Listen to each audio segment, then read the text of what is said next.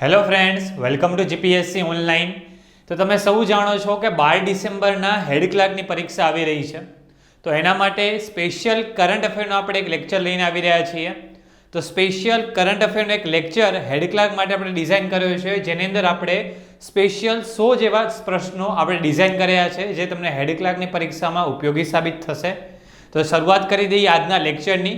એના પહેલાં નાનકડી માહિતી તમને આપી દઉં કે જો તમે બિન સચિવાલય ક્લાર્કની તૈયારી કરી રહ્યા છો, અથવા તો કોન્સ્ટેબલની તૈયારી કરી રહ્યા છો, અથવા તો પીએસઆઈની તૈયારી કરી રહ્યા છો, ત્રણમાંથી કોઈ એક પરીક્ષાની તૈયારી કરી રહ્યા છો, તો 15 ડિસેમ્બર સુધી તમારી જોડે મોકો છે. તમે કોઈ પણ એક કોર્સમાં જોડાઈ શકો છો. માત્ર 999 રૂપિયામાં આ કોર્સ ખરીદી શકો છો, જેની વેલિડિટી 3 મહિનાની રહેશે. વધારે માહિતી માટે તમે જીપીએસસી ઓનલાઈનના હેલ્પલાઇન નંબર ઉપર કોલ કરી શકો છો. અહીંયા હેલ્પલાઇન નંબર આપેલા છે. આ ઉપરાંત જો તમારે જીપીએસસી ઓનલાઈન એપ્લિકેશનમાં જોડાવવું છે કે જેની અંદર વિવિધ પ્રકારના 15 થી 16 જેટલા કોર્સ અવેલેબલ છે, એમાં પણ તમે જોડાઈ શકો છો. ઓકે, તો એના માટે પણ અહીંયા હેલ્પલાઇન નંબર તમને આપેલા છે. તો જે પણ કોર્સમાં તમારે જોડાવવું હોય એ કોર્સમાં તમે જોડાઈ શકો છો. આ ઉપરાંત વાત કરીએ, વેબ સંકુલ પબ્લિકેશન દ્વારા વિવિધ પ્રકારના પુસ્તકો પ્રકાશિત કરવામાં આવ્યા છે, જે તમને ક્લાસ 3ની પરીક્ષા હોય કે ક્લાસ 1-2ની પરીક્ષા હોય, એમ દરેક પરીક્ષામાં ઉપયોગી સાબિત થશે. જો તમારે પુસ્તકો ખરીદવા હોય તો તમે પુસ્તકો પણ ખરીદી શકો છો. એના માટે પણ હેલ્પલાઇન નંબર આપેલા છે. ઓકે, તો જે મિત્રોને પુસ્તકો ખરીદવા હોય પુસ્તકો પણ ખરીદી શકે છે. તો ચલો શરૂઆત કરીએ આપણા સ્પેશિયલ હેડ ક્લાર્ક માટેના કરંટ અફેરની. તો સૌથી પહેલો ક્વેશ્ચન છે આજના કરંટ અફેરનો કે કેન્દ્ર સરકારે મિડ ડે મીલ યોજનાનું નામ બદલીને નવું નામ શું કર્યું છે? હવે જ્યારે કેન્દ્ર સરકાર દ્વારા અથવા તો રાજ્ય સરકાર દ્વારા આવી રીતે કોઈ યોજનાનું નામ બદલવામાં આવતું હોય, અથવા તો આવી રીતે કોઈ સ્થળનું નામ બદલવામાં આવતું હોય, તો પરીક્ષાલક્ષી પ્રશ્ન બની શકે છે. ઓકે, અને પ્રશ્નમાં સિમ્પલ એવો પ્રશ્ન પૂછાઈ જાય કે ભાઈ આ યોજનાનું નામ બદલીને શું કરવામાં આવ્યું, અથવા તો આ સ્થળનું નામ બદલીને શું કરવામાં આવ્યું, અથવા તો આ રેલવે પ્લેટફોર્મનું નામ બદલીને શું કરવામાં આવ્યું. આ પ્રકારના પ્રશ્ન પરીક્ષામાં પૂછાતા હોય છે. તો આપણે સિમ્પલ યાદ રાખવાનું છે, મિડ ડે મીલ યોજનાનું નામ બદલીને શું કરવામાં આવ્યું છે? પીએમ સ્વાસ્થ્ય યોજના, પીએમ ભોજન યોજના, પીએમ પોષણ યોજના કે પીએમ રોટી યોજના. તો શું કરવામાં આવ્યું છે? તો આ યોજનાનું નામ બદલીને કરવામાં આવ્યું છે પીએમ પોષણ યોજના કરવામાં આવ્યું છે. ઓકે, તો સિમ્પલ યાદ રાખવાનું છે, મિડ ડે મીલ યોજનાનું નામ બદલીને પીએમ પોષણ યોજના કરવામાં આવ્યું છે. વિગતે માહિતી મેળવી આ પ્રશ્ન વિશે તો શું છે? તો કે ભાઈ સ્કૂલના બાળકો માટેની મિડ ડે મીલ યોજનાને હવે પીએમ પોષણ યોજનાના નામથી ઓળખવામાં આવશે. સ્કૂલના બાળકો સાથે સંકળાયેલી આ મિડ ડે મીલ યોજના છે, જેની અંદર બાળકોને મધ્યાહન ભોજન પ્રોવાઈડ કરવામાં આવે છે. કેન્દ્ર સરકાર અનુસાર આ સ્કીમથી પ્રી પ્રાઇમરી એજ્યુકેશન હેઠળ સરકારી એન્ડ ગ્રાન્ટેડના લગભગ 24 લાખ બાળકોને ફાયદો થશે. ઓકે, કેટલા બાળકોને ફાયદો થવા જઈ રહ્યો છે? 24 લાખ બાળકોને આ સ્કીમથી ફાયદો થવા જઈ રહ્યો છે. આ યોજનાથી 24 લાખ બાળકો લાભ લેવા જઈ રહ્યા છે. વર્તમાનમાં આ યોજના હેઠળ ધોરણ 1 થી કરીને ધોરણ 8 સુધીના 11.80 કરોડ બાળકો યોજનાઓને ભોજન આપવામાં આવે છે. વર્તમાનમાં કેટલા બાળકોને આ ભોજન આપવામાં આવે છે આ યોજના હેઠળ? તો 11.80 કરોડ બાળકોને આ યોજના હેઠળ ભોજન આપવામાં આવે છે. પીએમ પોષણ શક્તિ નિર્માણ અને પીએમ પોષણ સ્કીમ હેઠળ હવે 24 લાખ બાળકોને પણ જોડવામાં આવશે. હવે એક્સ્ટ્રા બાળકોને જોડવામાં આવશે એની વાત થઈ રહી છે. ઓલરેડી આટલા બાળકો તો લાભ મેળવી જ રહ્યા છે. 11.80 કરોડ બાળકો લાભ મેળવી રહ્યા છે. હવે એક્સ્ટ્રા 24 લાખ બાળકો પણ લાભ મેળવવા જઈ રહ્યા છે. તો આપણો સિમ્પલી પ્રશ્ન શું હતો? તો આપણો પ્રશ્ન એમ હતો કે મિડ ડે મીલ યોજનાનું નામ બદલીને શું કરવામાં આવ્યું છે? ઓકે, તો એનું નામ બદલીને શું કરવામાં આવ્યું છે? મિડ ડે મીલ યોજનાનું નામ બદલીને તો પીએમ પોષણ યોજના કરવામાં આવ્યું છે. તો સિમ્પલ યાદ રાખશું, મિડ ડે મીલ યોજનાનું નામ બદલીને શું કરવામાં આવ્યું છે? પીએમ પોષણ યોજના કરવામાં આવ્યું છે. ઓકે, ચલો પછી આ ઉપરાંત વાત કરીએ તો આમાં આંગણવાડીથી જોડાયેલા બાળવાટિકામાં ભણવાવાળા બાળકોને પણ, બાળવાટિકામાં ભણવાવાળા જે પણ બાળકો છે એમને પણ લાભ મળી રહેશે. આ યોજના હેઠળ કુલ 1.3 લાખ કરોડ રૂપિયાનો ખર્ચ કરવામાં આવશે. એટલે કુલ કેટલા રૂપિયા ફાળવવાની વાત છે? તો 1.3 લાખ કરોડ રૂપિયાનો ખર્ચ કરવામાં આવશે. આટલા રૂપિયા ઓલરેડી ફાળવી દેવામાં આવેલા છે આ યોજના માટે થઈને. ઓકે, ચલો પછી સેકન્ડ નંબરનો ક્વેશ્ચન આપણો છે સંવિધાન, સંસ્કૃતિ અને રાષ્ટ્ર આ પુસ્તકના લેખક કોણ છે? હવે ખાસ કરીને પરીક્ષામાં પુસ્તક અને તેના લેખક આ પ્રકારનો પ્રશ્ન પરીક્ષામાં પૂછાતા હોય છે. તો અહીંયા સિમ્પલી એક બુકનું નામ આપ્યું છે અને બુકના લેખક કોણ છે તમારે એ જણાવવાનું છે. હું તમને વાત કરું જીપીએસસી 1-2 ની પરીક્ષા, તો 1-2 ની પરીક્ષાની અંદર પણ આવા પુસ્તક અને તેના લેખકના નામ પૂછાતું હોય છે. તમે સૌ પરિચિત હશો કે રેવા મૂવીને એવોર્ડ મળેલો છે. તો આ રેવા મૂવી ચર્ચામાં રહી હતી, તો એના કારણે ધ્રુવ ભટ્ટ ચર્ચામાં રહ્યા હતા. ઓકે, કેમ કે એમણે પુસ્તક લખ્યું હતું તત્વમસી. તો પરીક્ષામાં પૂછાઈ ગયું કે તત્વમસી પુસ્તકના લેખકના નામ જણાવો. તો તત્વમસી પુસ્તકના લેખકનું નામ શું છે? ધ્રુવ ભટ્ટ. તો એ જ પ્રમાણે અહીંયા તમારા માટે એવો પ્રશ્ન બની શકે કે સંવિધાન, સંસ્કૃતિ અને રાષ્ટ્ર આ પુસ્તકના લેખક કોણ છે? તો કોણ છે? શરદ બોબડે, નિરુપમા રાવ, કુલદીપ યાદવ કે કલરાજ મિશ્રા? તો રાજસ્થાનના રાજ્યપાલ એવા કલરાજ મિશ્રા એ આ પુસ્તકના લેખક છે.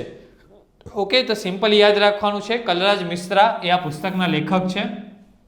ચલો, હવે આપણે આવા અગત્યના બુક્સ જોઈએ જે છેલ્લા 6 મહિનામાં ચર્ચામાં રહ્યા છે અને એના ઓથર જોઈ લઈએ. તો કઈ બુક ચર્ચામાં રહી છે?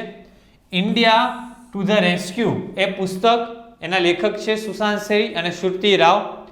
પછી Nathuram Godse the true story of Gandhi's assassin એ પુસ્તકના લેખક છે ધવલ કુલકર્ણી.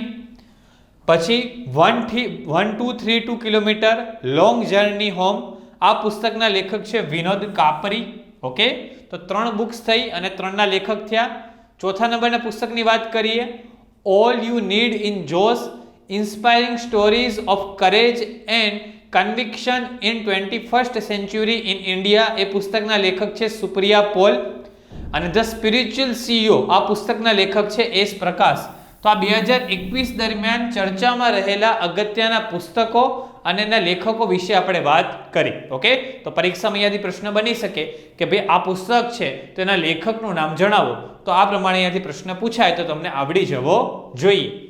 પછી વાત કરીએ ક્વેશ્ચન નંબર 3ની, ભારતીય વાયુસેનાના નવા ઉપપ્રમુખ જણાવો. ઓકે, નવા ઉપપ્રમુખ કોણ બન્યા છે? તો આ કયા પ્રકારનો પ્રશ્ન થયો? તાજેતરમાં ચર્ચામાં રહેલા વર્તમાન પદાધિકારીઓ એ પ્રકારનો પ્રશ્ન થયો. ઓકે, તો આપણે સિમ્પલ યાદ રાખવાનું છે, ભારતીય વાયુસેનાના નવા ઉપપ્રમુખ કોણ બન્યા છે? વિવેકરામ ચૌધરી બન્યા છે, સંદીપસિંહ બન્યા છે, RKS ભદૌરિયા બન્યા છે કે વિરેન્દ્ર પકાનિયા બન્યા છે? કોણ બન્યા છે? તો કોણ બન્યા છે? તો સંદીપસિંહ એ નવા ઉપપ્રમુખ બન્યા છે. ભારતીય વાયુસેનાના નવા ઉપપ્રમુખ કોણ બન્યા છે? તો સંદીપસિંહ બન્યા છે. ઓકે, તો સિમ્પલી આપણે યાદ રાખવાનું છે. એમના વિશે થોડી માહિતી મેળવીએ તો એર માર્શલ સંદીપસિંહ ભારતીય વાયુસેનાના નવા ઉપપ્રમુખ બન્યા છે. વાયુસેનાના પ્રમુખ કોણ છે? તો air chief marshal Vivekram Chaudhary છે. ઓકે, પ્રમુખ કોણ છે? વિવેકરામ ચૌધરી. જ્યારે ઉપપ્રમુખ કોણ છે? તો સંદીપસિંહ આવશે. ઓકે, ભારતીય વાયુસેના વિશે વાત કરીએ તો તેની સ્થાપના થઈ હતી 8 ઓક્ટોબર 1932ના રોજ. એટલે જ 8 ઓક્ટોબરને ભારતીય વાયુસેના દિવસ તરીકે ઉજવવામાં આવે છે. અને ભારતીય વાયુસેનાનો મોટો શું છે?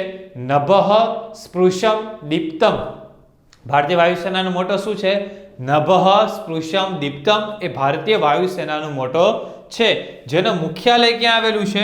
તો જેનું મુખ્યાલય નવી દિલ્હી ખાતે આવેલું છે. ઓકે, તો આ પ્રમાણે જેટલા પણ વર્તમાન પદાધિકારીઓ ચર્ચામાં રહ્યા હોય એ આપણે એકવાર કરી નાખવાના. ત્યાંથી 1 માર્ક તમારો કન્ફર્મ પૂછાઈ શકે એવું છે. હેડ ક્લાર્કની પરીક્ષામાં એક પ્રશ્ન વર્તમાન પદાધિકારીઓનો ગેરંટી દેખાશે. ઓકે, ચલો પછી વાત કરીએ વાયુસેના દિવસ. તો 8 ઓક્ટોબર એનાથી તો આપણે સૌ પરિચિત છીએ. વાયુસેનાના પ્રમુખ તો વિવેકરામ ચૌધરી, વાયુસેનાના ઉપપ્રમુખ તો સંદીપસિંહ. હવે થોડી અગત્યની બીજી બાબતોની ચર્ચા કરીએ જે કરંટ અફેરમાં પણ ક્યારેક ને ક્યારેક રહી છે અને જીકેની દ્રષ્ટિએ પણ અગત્યની બની રહે છે. તો ફોર એક્ઝામ્પલ વાત કરીએ તો રાફેલ ઉડાવવાવાળા પ્રથમ મહિલા પાયલટનું નામ જણાવો. તો શિવાંગી સિંહ. ઓકે, રાફેલ ઉડાવવાવાળા પ્રથમ મહિલા પાયલટનું નામ શું આવશે? તો શિવાંગી સિંહ આવશે. આ ઉપરાંત વાત કરીએ તો વાયુસેનામાં પ્રથમ ભારતીય મહિલા ફાઇટર પાયલટનું નામ જણાવો. તો ભાવના કંઠ. અને વાયુસેનામાં પ્રથમ ભારતીય મહિલા પાયલટનું નામ જણાવો, તો હરિતા કૌર દેઓલ. ઓકે, આ બે વસ્તુ અલગ છે. આ ફાઇટર પાયલટ છે. ઓકે, ફાઇટર પાયલટની વાત છે, આ ખાલી પાયલટની વાત છે. તો હરિતા કૌર દેઓલ. તો 3 અગત્યના મહિલાઓના નામ આપણે યાદ રાખ્યા, પરીક્ષાલક્ષી બની શકે એવા. તો જીકેની દ્રષ્ટિએ પણ અગત્યના બની રહે છે અને કરંટ પ્લસ જીકે જોવા જઈએ તો ત્યાં પણ અગત્યના નામ બની રહે છે. ઓકે, ચલો જોઈએ છીએ અગત્યના બીજા પ્રશ્નો જે પરીક્ષામાં પ્રશ્ન પૂછાઈ શકે, વાયુસેના સાથે જ રિલેટેડ છે. ઓકે, અને બીજા પ્રમુખની પણ વાત કરી નાખીએ સાથે સાથે. તો વાયુસેનાના પ્રમુખ પૂછાય તો વિવેક રામ ચૌધરી આવશે. ભૂમિસેનાના પ્રમુખ પૂછાય તો જનરલ મનોજ મુકુંદ નરવણે આવશે. નૌસેનાના પ્રમુખ તો હવે અહીંયા કરમબીરસિંહ એક તાજેતરમાં જ નવા આવ્યા છે, આર હરિકુમાર. 1 ડિસેમ્બરથી એમને હોદ્દો સંભાળ્યો છે. આર હરિકુમાર એમણે હોદ્દો સંભાળેલો છે નૌસેનાના નવા પ્રમુખ તરીકે. ભારતીય તટરક્ષકના પ્રમુખ તો કૃષ્ણસ્વામી નટરાજન આવશે. અને ચીફ ડિફેન્સ સ્ટાફ CNS તો બિપિન રાવત એ આવશે. ઓકે, બિપિન રાવત એ આવશે. ઓકે, તો આટલા તો 5 સેનાના પ્રમુખ વિશે આપણે વાત કરી, પરીક્ષામાં પૂછાઈ શકે એવા. તો અગત્યના પદાધિકારીઓ આપણે યાદ રાખી નાખ્યા જે સેના સાથે સંકળાયેલા છે. પછી વાત કરીએ યિદાન પ્રાઇઝ 2021 થી કોને સન્માનિત કરવામાં આવ્યા છે. હવે આ કયા પ્રકારનો પ્રશ્ન થયો? તો આ પુરસ્કાર પ્રકારનો પ્રશ્ન થયો. તો હેડ ક્લાર્કમાં એકાદ પ્રશ્ન પુરસ્કારમાંથી પણ દેખાશે કે ભાઈ કયા વ્યક્તિને કયા પુરસ્કારથી સન્માનિત કરવામાં આવેલ છે. તો તમારે સિમ્પલ યાદ રાખવાનો છે. પ્રશ્ન આપણે અહીંયા એવો છે કે યિદાન પ્રાઇઝથી કોને સન્માનિત કરવામાં આવ્યા છે. કદાચ પરીક્ષામાં એવો પ્રશ્ન પૂછાય કે નોબેલ પુરસ્કારથી કોને સન્માનિત કરવામાં આવ્યા છે. એવો પ્રશ્ન પણ પૂછાઈ શકે કે દાદા સાહેબ ફાળકે એવોર્ડથી કોને સન્માનિત કરવામાં આવ્યા છે. આપણે તો કેટેગરી સમજવાની છે મિત્રો, ખાસ સમજો. આ લેક્ચર તમને ક્યાં ઉપયોગી સાબિત થશે?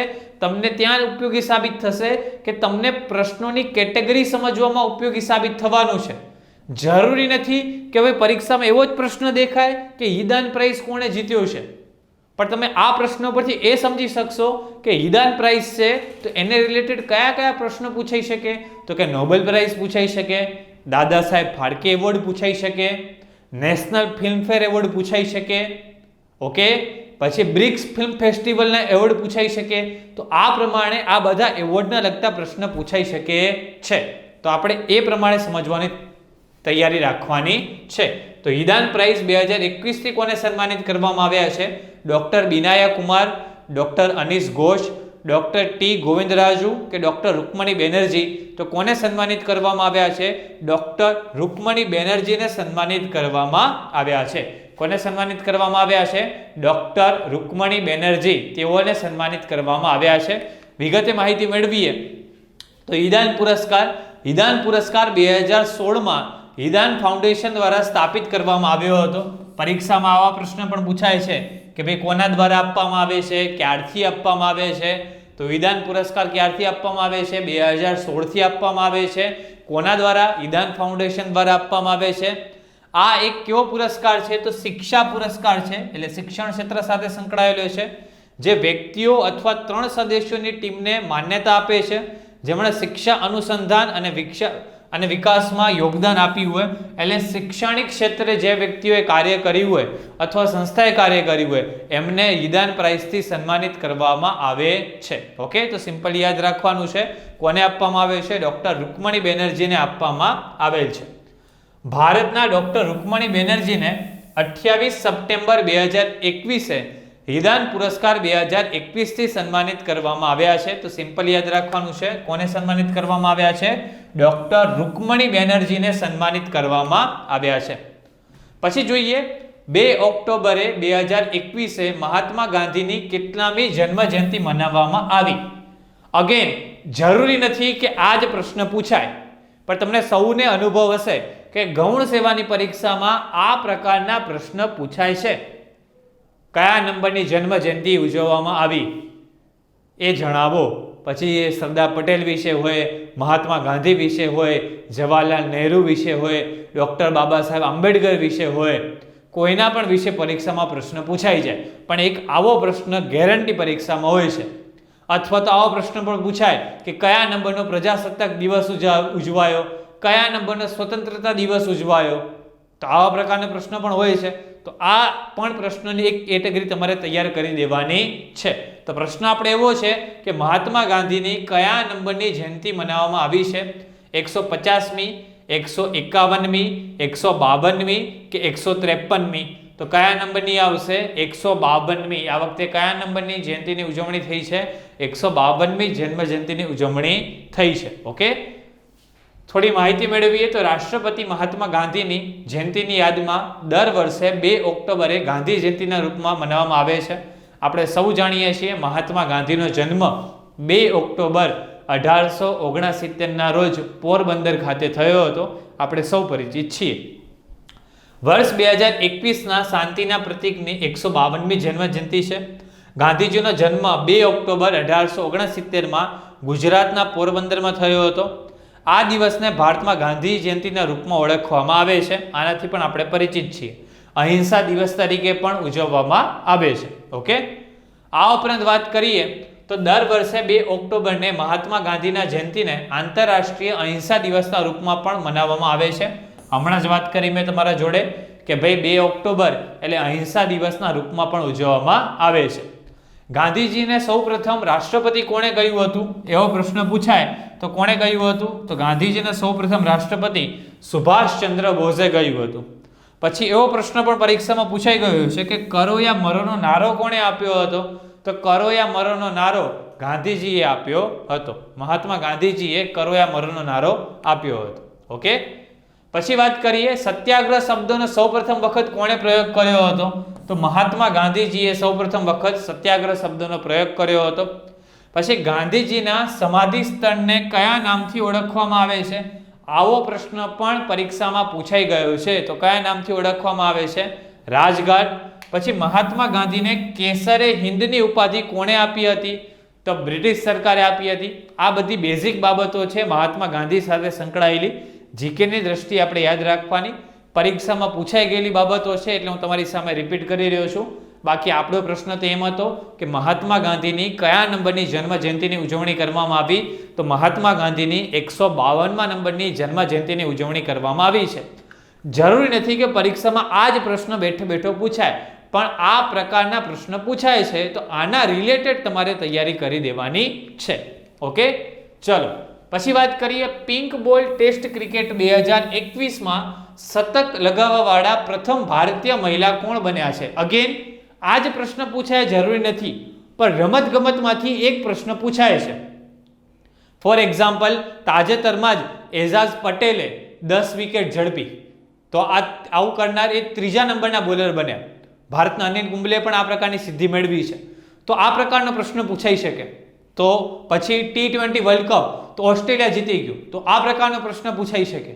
પછી IPL તો ચેન્નઈ સુપર કિંગ્સ જીત્યું, તો આ પ્રકારનો પ્રશ્ન પૂછાઈ શકે. તો રમતગમતમાંથી પણ આ પ્રકારના પ્રશ્ન બની શકે છે. તો અહીંયા એક પ્રશ્ન તમારી સામે આપેલો છે કે પિંક બોલ ટેસ્ટ ક્રિકેટમાં 2021માં શતક લગાવવાવાળી પ્રથમ ભારતીય મહિલા, ખાસ પ્રશ્ન શું છે? પ્રથમ છે. પ્રથમ ભારતીય મહિલા ક્રિકેટર કોણ બન્યા છે? એ પ્રકારનો પ્રશ્ન છે. સ્મૃતિ મંધાના બન્યા છે, મિતાલી રાજ બન્યા છે, સેફાલી વર્મા બન્યા છે કે યસ્તિકા ભાટિયા બન્યા છે? તો કોણ બન્યા છે? સ્મૃતિ મંધાના બન્યા છે. ઓકે, તો સિમ્પલ યાદ રાખવાના છે સ્મૃતિ મંધાના.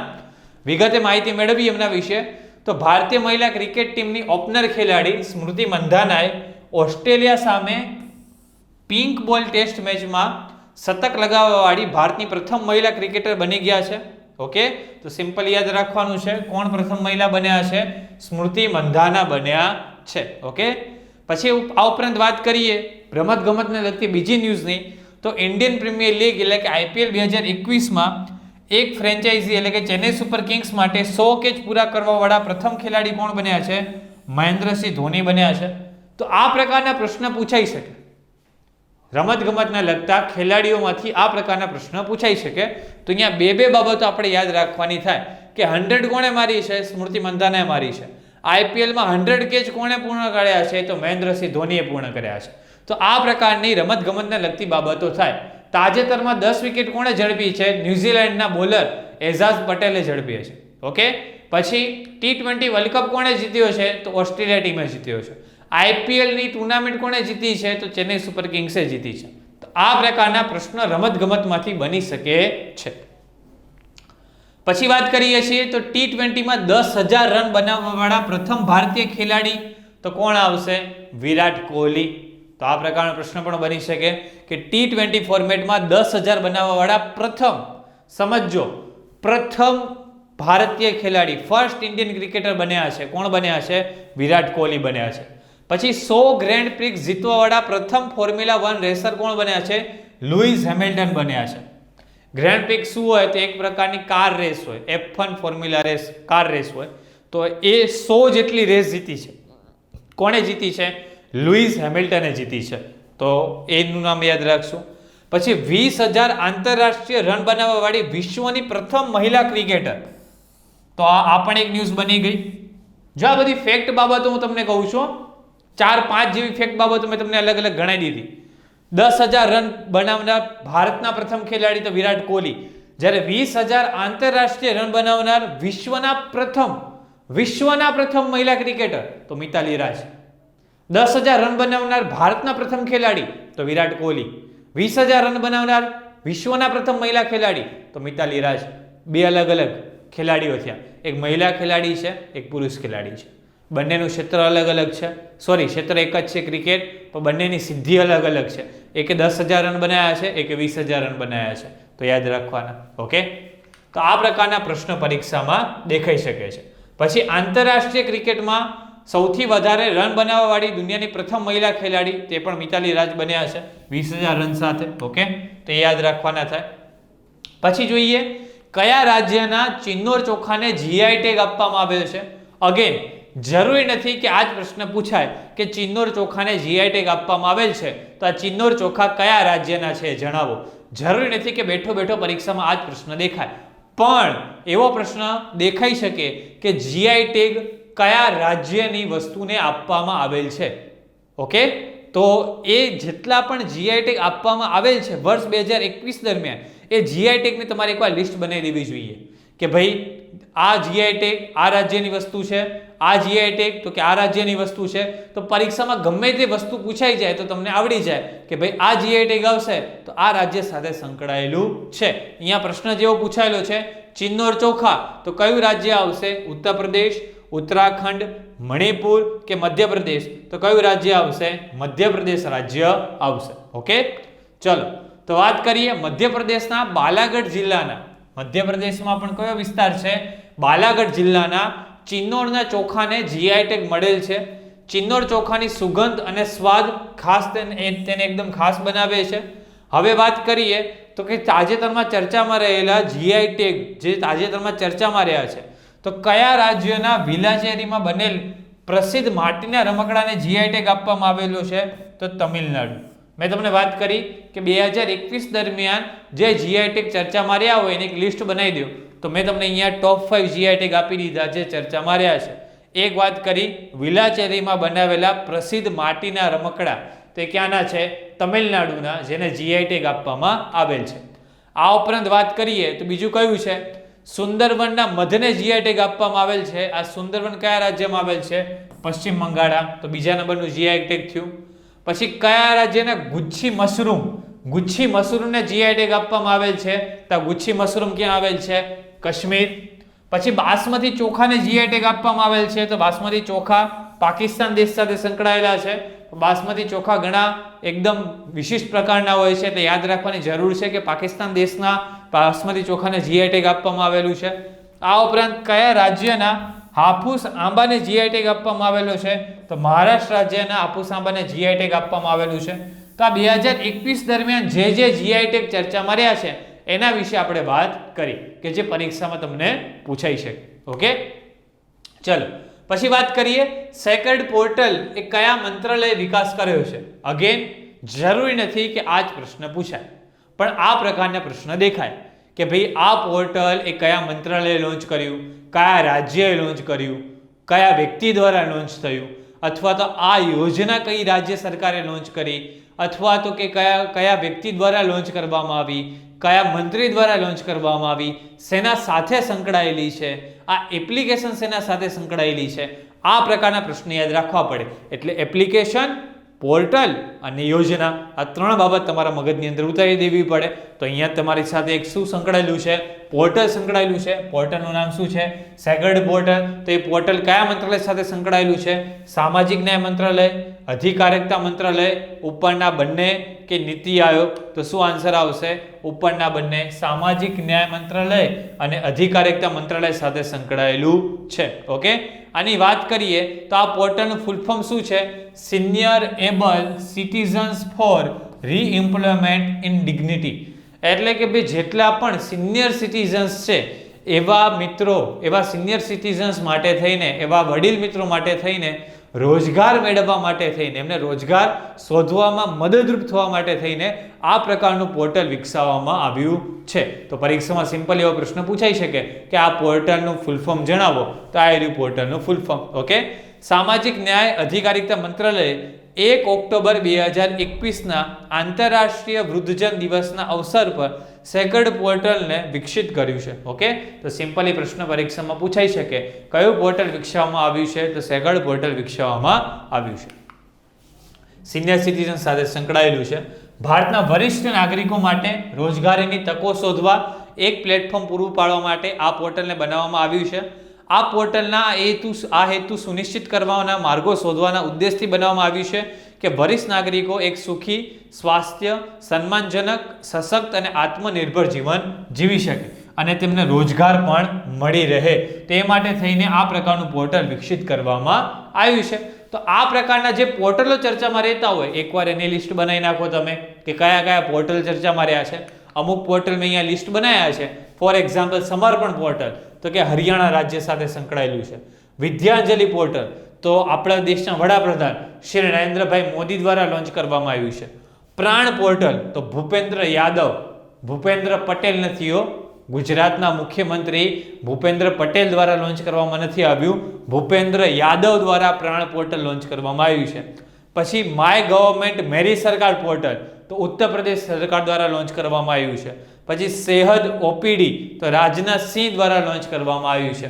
તો આ પ્રકારની પોર્ટલ હોય, એપ્લિકેશન્સ હોય તો તમારે યાદ રાખવાના કે કોના દ્વારા લોન્ચ કરવામાં આવ્યું છે. ઓકે, ચલો પછી વાત કરીએ વિશ્વના સૌથી મોટા ખાદી રાષ્ટ્રીય ધ્વજનું ઉદ્ઘાટન કયા રાજ્ય અથવા કેન્દ્ર શાસિત પ્રદેશમાં કરવામાં આવ્યું છે? હવે પ્રશ્ન શું છે? વિશ્વનું સૌથી મોટું.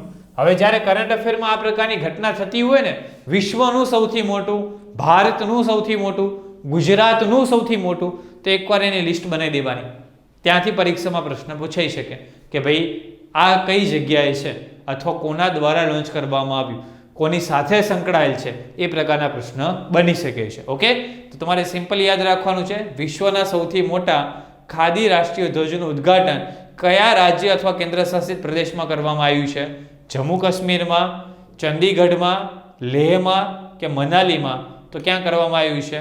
લેહ ખાતે કરવામાં આવ્યું છે. ઓકે, ચલો માહિતી મેળવીએ તો લદ્દાખના ઉપરાજ્યપાલ આર.કે. માથુરે 2 ઓક્ટોબર 2021ના ગાંધી જયંતિના અવસર પર ભારતીય સેનાના fire and furry corps Ladakh દ્વારા આયોજિત એક કાર્યક્રમમાં ખાદી અને ગ્રામોદ્યોગ આયોગ દ્વારા બનાવેલા દુનિયાના સૌથી મોટા ખાદી અને રાષ્ટ્રીય ધ્વજનું અનાવરણ કર્યું છે. ઓકે, તો સિમ્પલ યાદ રાખવાનું છે દુનિયાના સૌથી મોટા ખાદી અને રાષ્ટ્રીય ધ્વજનું લોકાર્પણ કરવામાં આવ્યું છે. તો એ યાદ રાખવાનું છે.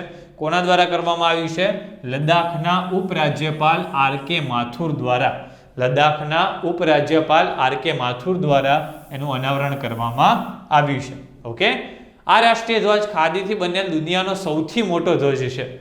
ભારતનો નહીં, દુનિયાનો સૌથી મોટો ધ્વજ છે, એટલે તમારે યાદ રાખવું પડે. આ ધ્વજની લંબાઈ કેટલી છે? તો આ ધ્વજની લંબાઈ 225 ફૂટ, જ્યારે પહોળાઈ 150 ફૂટ છે અને વજન 1400 કિલોગ્રામ છે. વજન કેટલું છે? 1400 કિલોગ્રામ. તો લંબાઈ, પહોળાઈ અને વજન તમારે યાદ રાખવાનું થાય. કદાચ પરીક્ષામાં વિધાન સ્વરૂપે આ પ્રશ્ન પૂછાય કે ભાઈ આની લંબાઈ આટલી છે, પહોળાઈ આટલી છે અને વજન આટલું છે, એ પ્રમાણે કદાચ વિધાન મૂકી દે તો ત્યાં તમારે જોવું પડે કે આ વિધાન સાચા છે કે આ વિધાન ખોટા છે. તો એકવાર તમારે નજર ફેરવી લેવાની. તો લંબાઈ 225 ફૂટ, પહોળાઈ 150 ફૂટ અને વજન 1400 કિલોગ્રામ છે. આ ધ્વજ 37,500 વર્ગ ફૂટ ક્ષેત્રને કવર કરે છે. કેટલા એરિયામાં આવેલું છે? તો 37,500 વર્ગ ફૂટ એટલા ક્ષેત્રને કવર કરી દે છે. આ ધ્વજને તૈયાર કરવામાં પૂરા 49 દિવસ લાગ્યા. કેટલા દિવસ લાગ્યા છે? 49 દિવસ આ ધ્વજને તૈયાર કરવામાં લાગ્યા છે. ઓકે, તો સિમ્પલ યાદ રાખવાનું છે. પછી નેક્સ્ટ ક્વેશ્ચન જોઈએ છીએ. રેટિંગ એજન્સી ક્રિસિલ એના નવા એમડી અને સીઈઓ કોણ બન્યા છે? અગેન આપ કયા પ્રકારનો પ્રશ્ન થયો? નવા વર્તમાન પદાધિકારીઓ. ઓકે, તો તમારે યાદ રાખવા પડે કે ભાઈ તાજેતરમાં કઈ સંસ્થાના કયા હોદ્દાઓ પર કોણ કાર્યરત છે, તો તમને એક એની પણ લિસ્ટ હોવી જોઈએ. ફોર એક્ઝામ્પલ, ટ્વિટરના નવા સીઈઓ આવ્યા પરાગ અગ્રવાલ, તો આ પ્રમાણે પ્રશ્ન પૂછાઈ શકે કે ટ્વિટરના નવા સીઈઓનું નામ જણાવો, તો પરાગ અગ્રવાલ એ ટ્વિટરના નવા સીઈઓ છે. તો એવો જ પ્રશ્ન અહીંયા આપેલો છે કે રેટિંગ એજન્સી ક્રિસિલના નવા એમડી અને સીઈઓ કોણ બન્યા છે? અમીશ મહેતા, ચિની કૃષ્ણ, અક્ષય મિત્તલ કે હર્ષિત બોબડે? તો કોણ બન્યા છે? અમીશ મહેતા બન્યા છે. હવે ક્રિસિલ શું છે એના વિશે માહિતી મેળવીએ તો કે અમીશ મહેતા આશુ સુયસની જગ્યા લે છે. અચ્છા, આ વસ્તુ પણ યાદ રાખવાની હો કે વર્તમાન પદાધિકારી આવતા હોય ને તે કોની જગ્યાએ આવી રહ્યા છે એવો પ્રશ્ન પણ પરીક્ષામાં પૂછાઈ શકે છે. તે પણ આપણે યાદ રાખવાનું થાય. અમીશ મહેતા કોની જગ્યાએ આવશે? આશુ સુયસની જગ્યાએ આવશે. ક્રિસિલની વાત કરીએ, ક્રિસિલ, તો ક્રિસિલનું ફૂલ ફોર્મ શું છે? Credit rating information services of India limited. Okay, શું ફૂલ ફોર્મ છે? Credit rating information service of India limited એનું ફૂલ ફોર્મ છે, જેની સ્થાપના 1987માં થઈ હતી, જેનું મુખ્યાલય મુંબઈ ખાતે આવેલું છે. આટલી બેઝિક બાબતો ક્રિસિલ વિશે યાદ રાખવાની થાય. એના વર્તમાન એમડી અને સીઈઓ કોણ છે? તો અમીશ મહેતા એના વર્તમાન એમડી અને સીઈઓ છે. ક્રિસિલ એક વૈશ્વિક વિશ્લેષણાત્મક કંપની છે જે રેટિંગ, અનુસંધાન, જોખમ અને નીતિ સલાહકાર સેવાઓ પ્રદાન કરે છે. ઓકે, ચલો પછી વાત કરીએ. ઉત્તર પ્રદેશની એક જિલ્લા એક ઉત્પાદ યોજના એટલે કે one district one product scheme ODOP એના નવા બ્રાન્ડ એમ્બેસેડર કોને બનાવવામાં આવ્યા છે? હવે આ પ્રકારનો પ્રશ્ન એ તાજેતરમાં ચર્ચામાં રહેલા બ્રાન્ડ એમ્બેસેડરને લગતો કહી શકાય. તો તમને આવડવા જોઈએ કે તાજેતરમાં કયા કયા પ્રકારના બ્રાન્ડ એમ્બેસેડર ચર્ચામાં રહ્યા છે. તો તમારે એક એની પણ લિસ્ટ બનાવી દેવાની કે ભાઈ આના બ્રાન્ડ એમ્બેસેડર આ વ્યક્તિ છે, તો તમને એ પણ આવડી જવા જોઈએ. તો આપણે આપણો પ્રશ્ન જોઈએ. આપણો પ્રશ્ન શું છે? ઓડીઓપીના બ્રાન્ડ એમ્બેસેડર કોણ બન્યા છે? કૃતિ સેનન બન્યા છે, યામી ગૌતમ બન્યા છે, કંગના રણાવત બન્યા છે કે આલિયા ભટ્ટ બન્યા છે? તો કોણ બન્યા છે? કંગના રણાવત એ ઓડીઓપીના બ્રાન્ડ એમ્બેસેડર બન્યા છે. ઓકે, તો સિમ્પલ યાદ રાખવાનું છે, કંગના રણાવત બન્યા છે. થોડી માહિતી મેળવી લઈએ આપણે. ફિલ્મ અભિનેત્રી કંગના રણાવતને યુપી સરકારે પોતાની અતિ મહત્વાકાંક્ષી યોજના એક જિલ્લા એક ઉત્પાદના બ્રાન્ડ એમ્બેસેડર બનાવ્યા છે. હવે ઉત્તર પ્રદેશ ચર્ચામાં આવ્યું, તો ઉત્તર પ્રદેશની વાત કરીએ તો એની રાજધાની શું છે? તો ઉત્તર પ્રદેશની રાજધાની છે લખનઉ. ઉત્તર પ્રદેશના મુખ્યમંત્રી કોણ છે? તો યોગી આદિત્યનાથ. ઉત્તર પ્રદેશના વર્તમાન મુખ્ય ન્યાયાધીશ કોણ છે? તો ગોવિંદ માથુર. ઓકે, એના મુખ્ય ન્યાયાધીશ છે. હવે વાત કરીએ ઉત્તર પ્રદેશની થોડી બેઝિક ચર્ચાઓ વાત કરી નાખીએ તો ઉત્તર પ્રદેશનું પાડોશી રાજ્ય કયું આવશે? નેપાળ. ઉત્તર પ્રદેશ 8 રાજ્યો સાથે સીમા ધરાવે છે. એકવાર પરીક્ષામાં આ પ્રશ્ન પૂછાઈ ચૂક્યો છે. બરાબર છે? ઉત્તર પ્રદેશ કેટલા રાજ્યો સાથે સીમા ધરાવે છે? 8 રાજ્યો સાથે સીમા ધરાવે છે. કયા કયા 8 રાજ્યો સાથે સીમા ધરાવે છે? ઉત્તરાખંડ, હિમાચલ પ્રદેશ, હરિયાણા, રાજસ્થાન, મધ્યપ્રદેશ, છત્તીસગઢ, ઝારખંડ અને બિહાર. ઓકે, તો આ સિમ્પલ યાદ રાખશું જીકેની દ્રષ્ટિએ. આ ઉપરાંત વાત કરીએ તો ઉત્તર પ્રદેશમાં કયા કયા એરપોર્ટ આવેલા છે? તો ચૌધરી ચરણસિંહ એરપોર્ટ લખનઉ ખાતે આવેલું છે. લાલ બહાદુર શાસ્ત્રી એરપોર્ટ વારાણસી ખાતે આવેલું છે.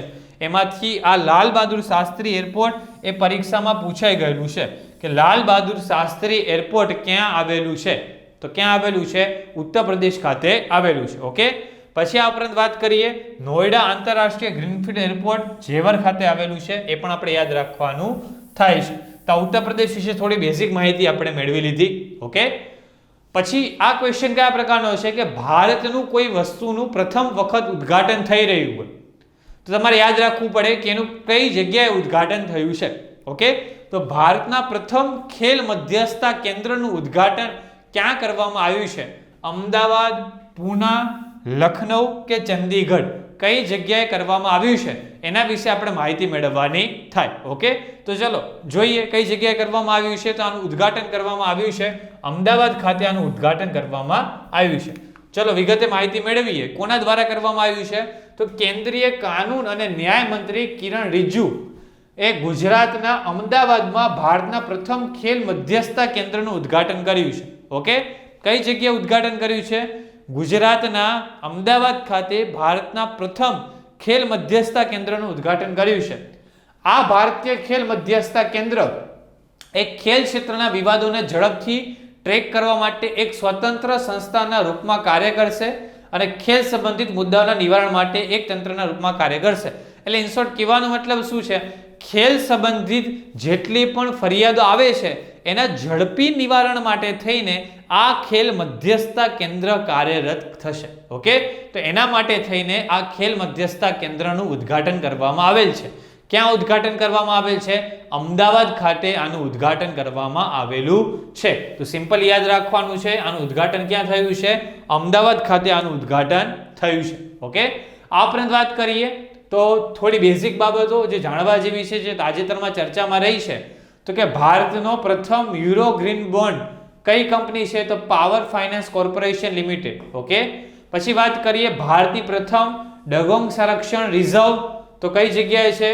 તમિલનાડુ ખાતે. ઓકે, પછી વાત કરીએ ભારતનું પ્રથમ ઈ વ્હીકલ અનુકૂળ હાઈવે તો કયો આવશે હાઈવે? દિલ્હી ચંદીગઢ હાઈવે. પછી ભારતનું પ્રથમ ચાલતું ફરતું સિનેમાઘર તો કયું આવશે? લેહ લદ્દાખ ખાતે. અને ભારતનું પ્રથમ સ્મોક ટાવર તો ક્યાં આવશે? નવી દિલ્હી ખાતે. ઓકે, તો આ બધી કેવી આપણે વાત કરી? ભારતના પ્રથમ વિશે વાત કરી.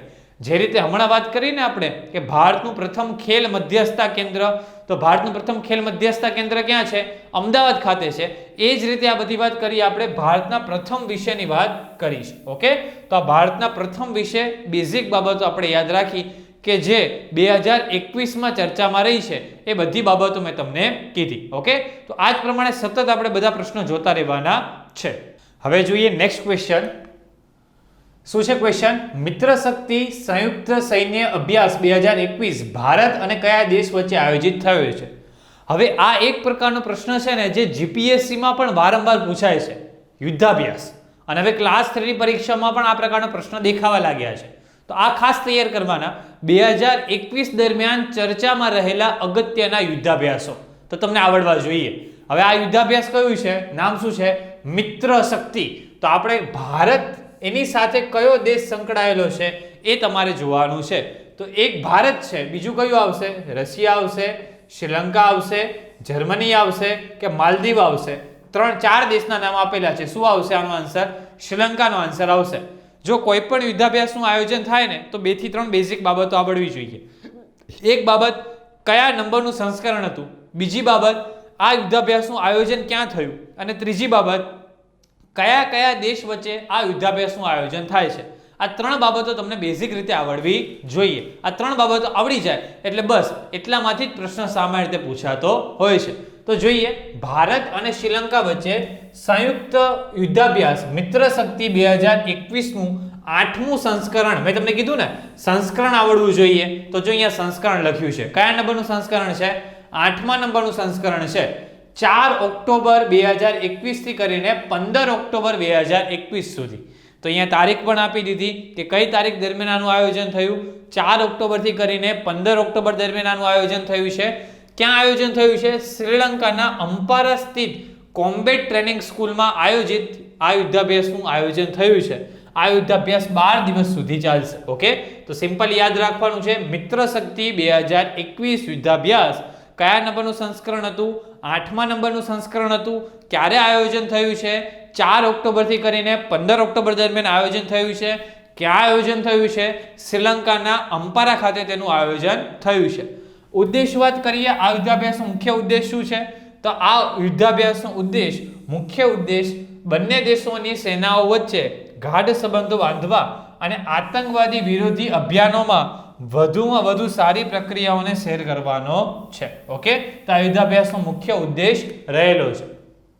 પછી વાત કરીએ સિમ્પલી પૂછાય પરીક્ષામાં આયોજિત સ્થળ એની તો ચર્ચા આપણે કરી ગયા. શ્રીલંકાના અંપારા સ્થિત કોમ્બેટ ટ્રેનિંગ સ્કૂલમાં. સંસ્કરણ તો કયું આવશે? 8મા નંબરનું સંસ્કરણ છે. હવે અગત્યના યુદ્ધાભ્યાસ જોઈએ કે જે 2021માં ચર્ચામાં રહ્યા છે. તો કયા કયા યુદ્ધાભ્યાસ ચર્ચામાં રહ્યા છે? પહેલું યુદ્ધાભ્યાસ છે સમુદ્ર શક્તિ દ્વિપક્ષીય નૌસેના યુદ્ધાભ્યાસ. તો કયા કયા દેશો વચ્ચે આવશે? ભારત અને ઇન્ડોનેશિયા વચ્ચે. કયા દેશો વચ્ચે આવશે? ભારત અને ઇન્ડોનેશિયા. આ બે વચ્ચે સમુદ્ર શક્તિ આવશે. પછી આવશે ઓસી ઇન્ડેક્સ. તો કયા દેશો વચ્ચે આવશે? ભારત અને ઓસ્ટ્રેલિયા વચ્ચે. પછી આવશે સૂર્યકિરણ. તો સૂર્યકિરણ કયા કયા દેશો વચ્ચે આવશે? ભારત અને નેપાળ વચ્ચે.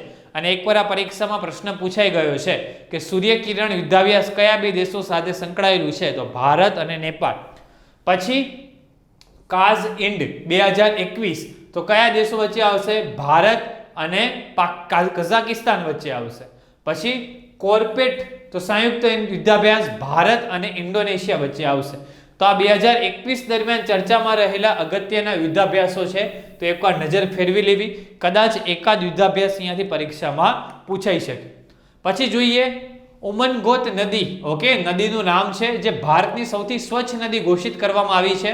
આ નદી કયા રાજ્યમાંથી વહે છે? પરીક્ષામાં પ્રશ્ન આવો પણ પૂછાઈ શકે કે ભારતની સૌથી સ્વચ્છ નદી જણાવો. ભારતની સૌથી સ્વચ્છ નદી જણાવો. તો કઈ નદી આવશે? ઉમનગોત નદી આવશે. અને પ્રશ્ન અહીંયા કેવી રીતે પૂછાયો છે કે ભારતની સૌથી સ્વચ્છ નદી ઉમનગોત નદી છે, કયા રાજ્યમાં આવેલી છે? અહીંયા પ્રશ્ન એવી રીતે પૂછેલો છે. તો કયા રાજ્યમાં આવેલી છે એ જણાવવાનું છે. કયા રાજ્યમાં આવેલી છે? મેઘાલય રાજ્યમાં આવેલી છે. ઓકે, ચલો માહિતી મેળવીએ. તો મેઘાલય રાજ્યની ઉમનગોત નદીને ભારતની સૌથી સાફ નદીનો ટેગ મળ્યો છે, એટલે કે સૌથી સાફ નદી જાહેર કરવામાં આવી છે. આ નદીનું નામ ઉમનગોત છે, પણ આ નદી ડૌકીના નામથી પણ પ્રસિદ્ધ છે. અને કયા નામથી પ્રસિદ્ધ છે? તો ડૌકી એ નામથી પણ પ્રસિદ્ધ છે. આ નદીમાં સવારી કરવા પર એવું લાગે છે જેમ કે આપણે કાંચ પર હોડી ચલાવી રહ્યા હોઈએ. એટલી સ્વચ્છ છે આ નદી કે એવું લાગી રહ્યું હોય કે કાંચ ઉપર હોડી ચાલી રહી છે. એટલી સ્વચ્છ આ નદી છે. કઈ નદીની વાત થઈ રહી છે? ઉમનગોત નદીની વાત થઈ રહી છે. ઓકે, ક્યાં આવેલી છે? મેઘાલય ખાતે આવેલી છે. હવે વાત કરીએ ટોપ 5 નદીઓ અને એના ઉદ્ગમ સ્થળ. જીકેની દ્રષ્ટિએ જોઈ લઈએ અગત્યની નદીઓ. તો સિંધુ અને બ્રહ્મપુત્ર નદી ક્યાંથી નીકળે છે? તો કે માનસરોવરમાંથી નીકળે છે. ઝેલમ નદી ક્યાંથી નીકળે છે? શેષનાગ તળાવમાંથી નીકળે છે. ચિનાબ નદી ક્યાંથી નીકળે છે? તો બારાલાચા પાસ પાસેથી નીકળે છે.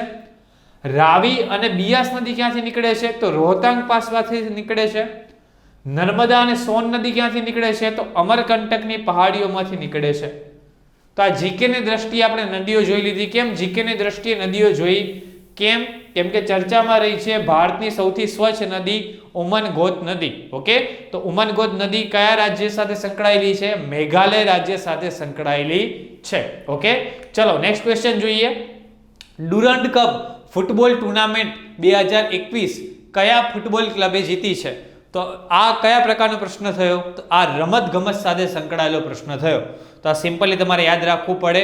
પરીક્ષામાં રમત ગમતમાંથી બહુ પ્રશ્ન પૂછાતા હોય છે. હું તમને વાત કરું તો IPL 2021 આ ટુર્નામેન્ટ કોણે જીતી છે? તો કે ચેન્નઈ સુપર કિંગ્સે જીતી છે. એ જ પ્રમાણે હું તમને વાત કરું T20 વર્લ્ડ કપ કોણે જીત્યો છે? તો કે ઓસ્ટ્રેલિયાએ જીત્યો છે. તો એ જ પ્રમાણે અહીંયા પ્રશ્ન પૂછ્યો છે ડુરન્ડ ફૂટબોલ ટુર્નામેન્ટ 2021 આ કોણે જીત્યો છે એ તમારે જણાવવાનું છે. મોહમ્મદન સ્પોર્ટિંગે જીત્યો છે, FC ગોવાએ જીત્યો છે, હૈદરાબાદ FCએ જીત્યો છે કે જમશેદપુર FCએ જીત્યો છે? તો કોણે જીત્યો છે? FC ગોવાએ જીત્યો છે. તો તમારે યાદ રાખવાનું છે FC ગોવાએ આ ડુરન્ડ કપ જીત્યો છે. ઓકે, વિગતે માહિતી મેળવીએ તો ઇન્ડિયન સુપર લીગ એટલે કે ISL ની ટીમ FC ગોવાએ કોલકાતા સોલ્ટ લેક સ્ટેડિયમમાં થયેલી સ્પર્ધામાં મોહમ્મદન સ્પોર્ટિંગને 1-0 થી હરાવીને પહેલીવાર ડુરન્ડ ફૂટબોલ ટુર્નામેન્ટ જીતી લીધી છે. એટલે ફાઇનલ મેચ કોના વચ્ચે રમાઈ હતી? તો ફાઇનલ મેચ ગોવા FC અને મોહમ્મદન સ્પોર્ટિંગ. ઓકે, ફાઇનલ મેચ કોના વચ્ચે રમાઈ હતી? તો કે ગોવા FC અને મોહમ્મદન સ્પોર્ટિંગ આ બે વચ્ચે ફાઇનલ મેચ રમાઈ હતી, જેની અંદર ગોવા FC જીતી ગયું છે 1-0 થી. આયોજન ક્યાં થયું હતું? તો ડુરન્ડ કપ 2021 નું આયોજન કોલકાતામાં 5 સપ્ટેમ્બરથી કરીને 3 ઓક્ટોબર દરમિયાન કરવામાં આવ્યું હતું. ક્યાં આયોજન કરવામાં આવ્યું હતું? 5 સપ્ટેમ્બરથી કરીને 3 ઓક્ટોબર દરમિયાન આનું આયોજન કરવામાં આવ્યું હતું. ઓકે, ચલો નેક્સ્ટ ક્વેશ્ચન જોઈએ. શું છે ક્વેશ્ચન? 18,000 ફૂટની ઊંચાઈ પર દુનિયાની સૌથી ઊંચી સડકનું ઉદ્ઘાટન ક્યાં કરવામાં આવ્યું છે? હમણાં જ આપણે એક પ્રશ્ન જોઈ ગયા, વિશ્વનો સૌથી લાંબો રાષ્ટ્રધ્વજ ભારતનો, તો કઈ જગ્યા આવશે? લદ્દાખ ખાતે. તો એ જ પ્રમાણે અહીંયા એક પ્રશ્ન શું પૂછેલો છે? દુનિયાની સૌથી ઊંચી સડક એનું ઉદ્ઘાટન ક્યાં કરવામાં આવેલું છે જણાવવાનું છે. કુલુ ખાતે, લેહ લદ્દાખ ખાતે, ગંગટોક ખાતે, કઈ જગ્યાએ કરવામાં આવ્યું છે તમારે જણાવવાનું છે. તો એનો આન્સર છે લેહ લદ્દાખ ખાતે આન્સર આવશે. ઓકે, ચલો વિગતે માહિતી મેળવીએ. તો લેહ અને પેંગોંગ તળાવથી જોડવાવાળા વ્યૂહાત્મક માર્ગનું ઉદ્ઘાટન લદ્દાખના સાંસદ કોની વાત થઈ રહી છે? જામિયા શેરિંગ નામગ્યાલે કર્યું છે. અહીંયા વ્યક્તિનું નામ છે, થોડા કન્ફ્યુઝ ના થઈ જતા, આ સાંસદ વ્યક્તિનું નામ છે.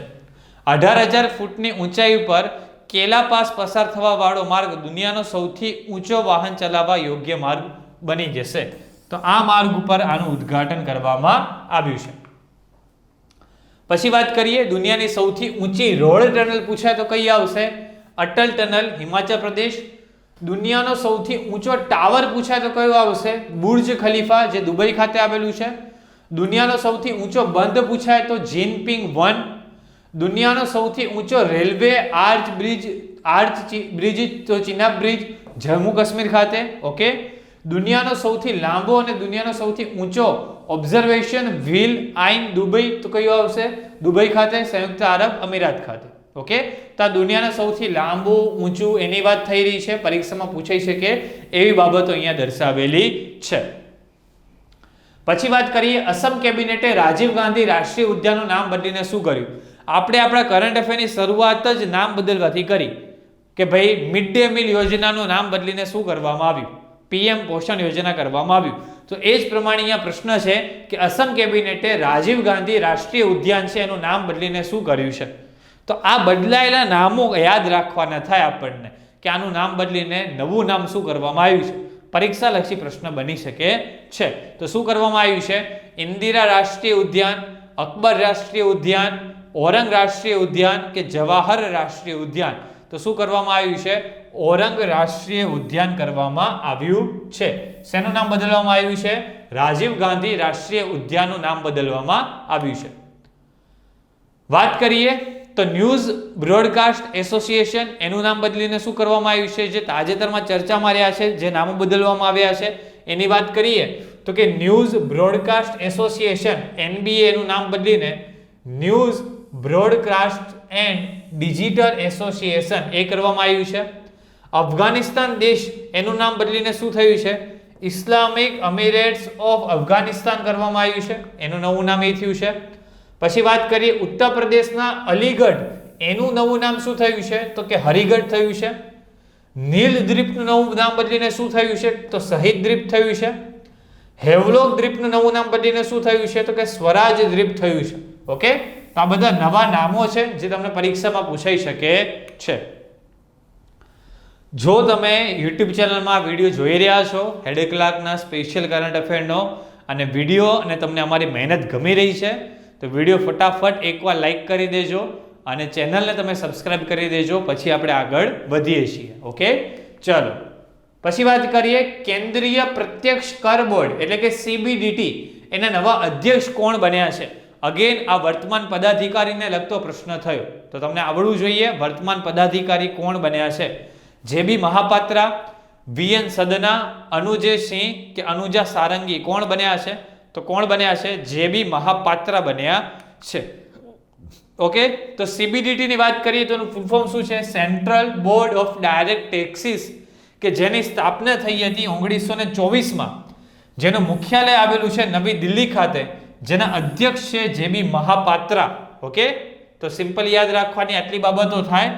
CBDT નું full form central board of direct taxes, સ્થાપના 1924માં, મુખ્યાલય નવી દિલ્હી ખાતે, અધ્યક્ષ છે JB મહાપાત્રા. અને આની સાથે બીજા એક વર્તમાન પદાધિકારીની વાત કરીએ દેશના નવા ઉપ ચૂંટણી કમિશનર તો શ્રીકાંત T.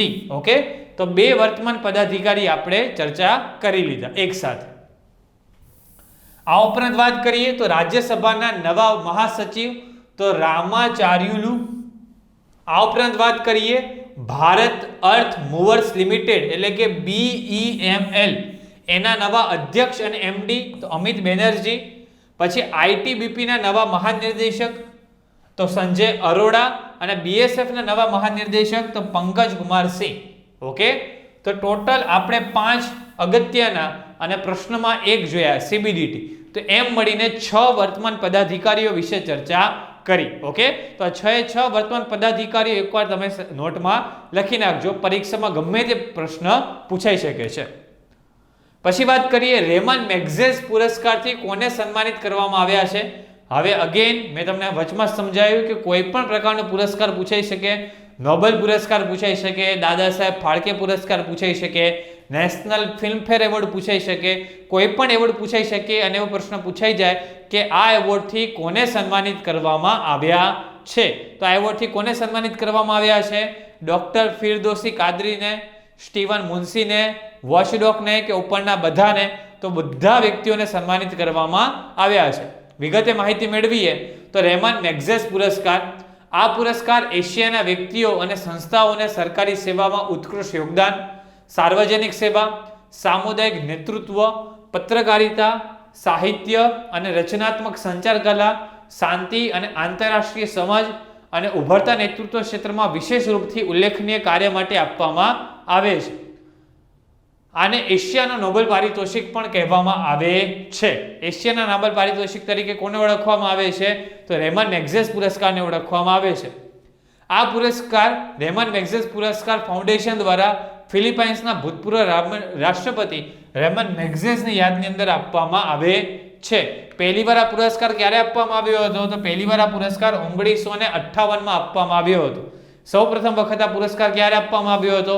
1958 માં સૌપ્રથમ વખત આ પુરસ્કાર અપાયો હતો. ઓકે, પછી વાત કરીએ તો બાંગ્લાદેશના વેક્સિન વૈજ્ઞાનિક ડોક્ટર ફિરદોસી કાદરી, પાકિસ્તાનના અર્થશાસ્ત્રી મોહમ્મદ અમજદ સાકિબ, ફિલિપાઇન્સના મત્સ્ય અને સામુદાયિક પર્યાવરણવિદ રોબેર્ટો બેલોન, માનવીય કાર્યો અને શરણાર્થી સહાયતાના ક્ષેત્રમાં કામ કરવાવાળા અમેરિકી નાગરિક સ્ટીવન મુનસી અને ઇન્ડોનેશિયાના ઇન્વેસ્ટિગેશન પત્રકાર વોચડોગ. તો અહીંયા 5 વ્યક્તિઓના નામ થઈ ગયા. એમને રેમન મેગ્સેસ પુરસ્કાર 2021 થી સન્માનિત કરવામાં આવેલ છે.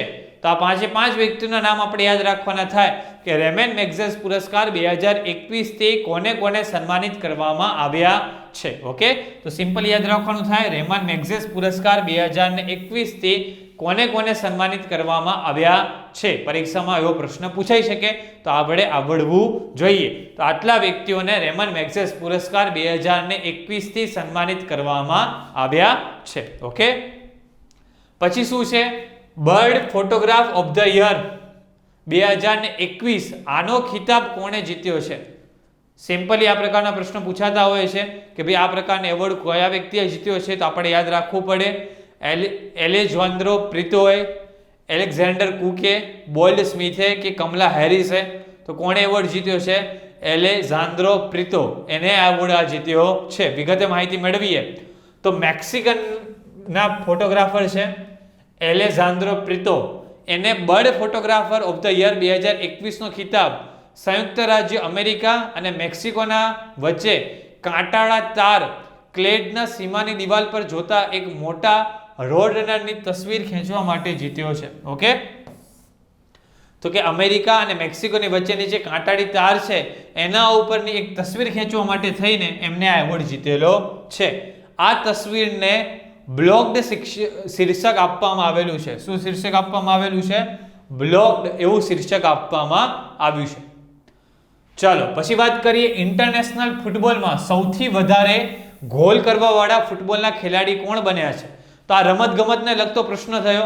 હમણાં રમતગમતને લગતી આપણે વાત કરી કે 10,000 રન કરવાવાળા પ્રથમ ભારતીય ખેલાડીનું નામ જણાવો T20 ફોર્મેટમાં, તો વિરાટ કોહલી. પછી 20,000 રન કરવાવાળા વિશ્વના પ્રથમ મહિલા ક્રિકેટરનું નામ જણાવો, તો મિતાલી રાજ.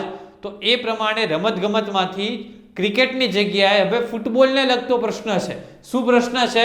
ઇન્ટરનેશનલ ફૂટબોલમાં સૌથી વધારે ગોલ કરવાવાળા ફૂટબોલ ખેલાડી કોણ બન્યા છે? સૌથી વધારે ગોલ કરવાવાળા ફૂટબોલ ખેલાડીનું નામ જણાવવાનું છે.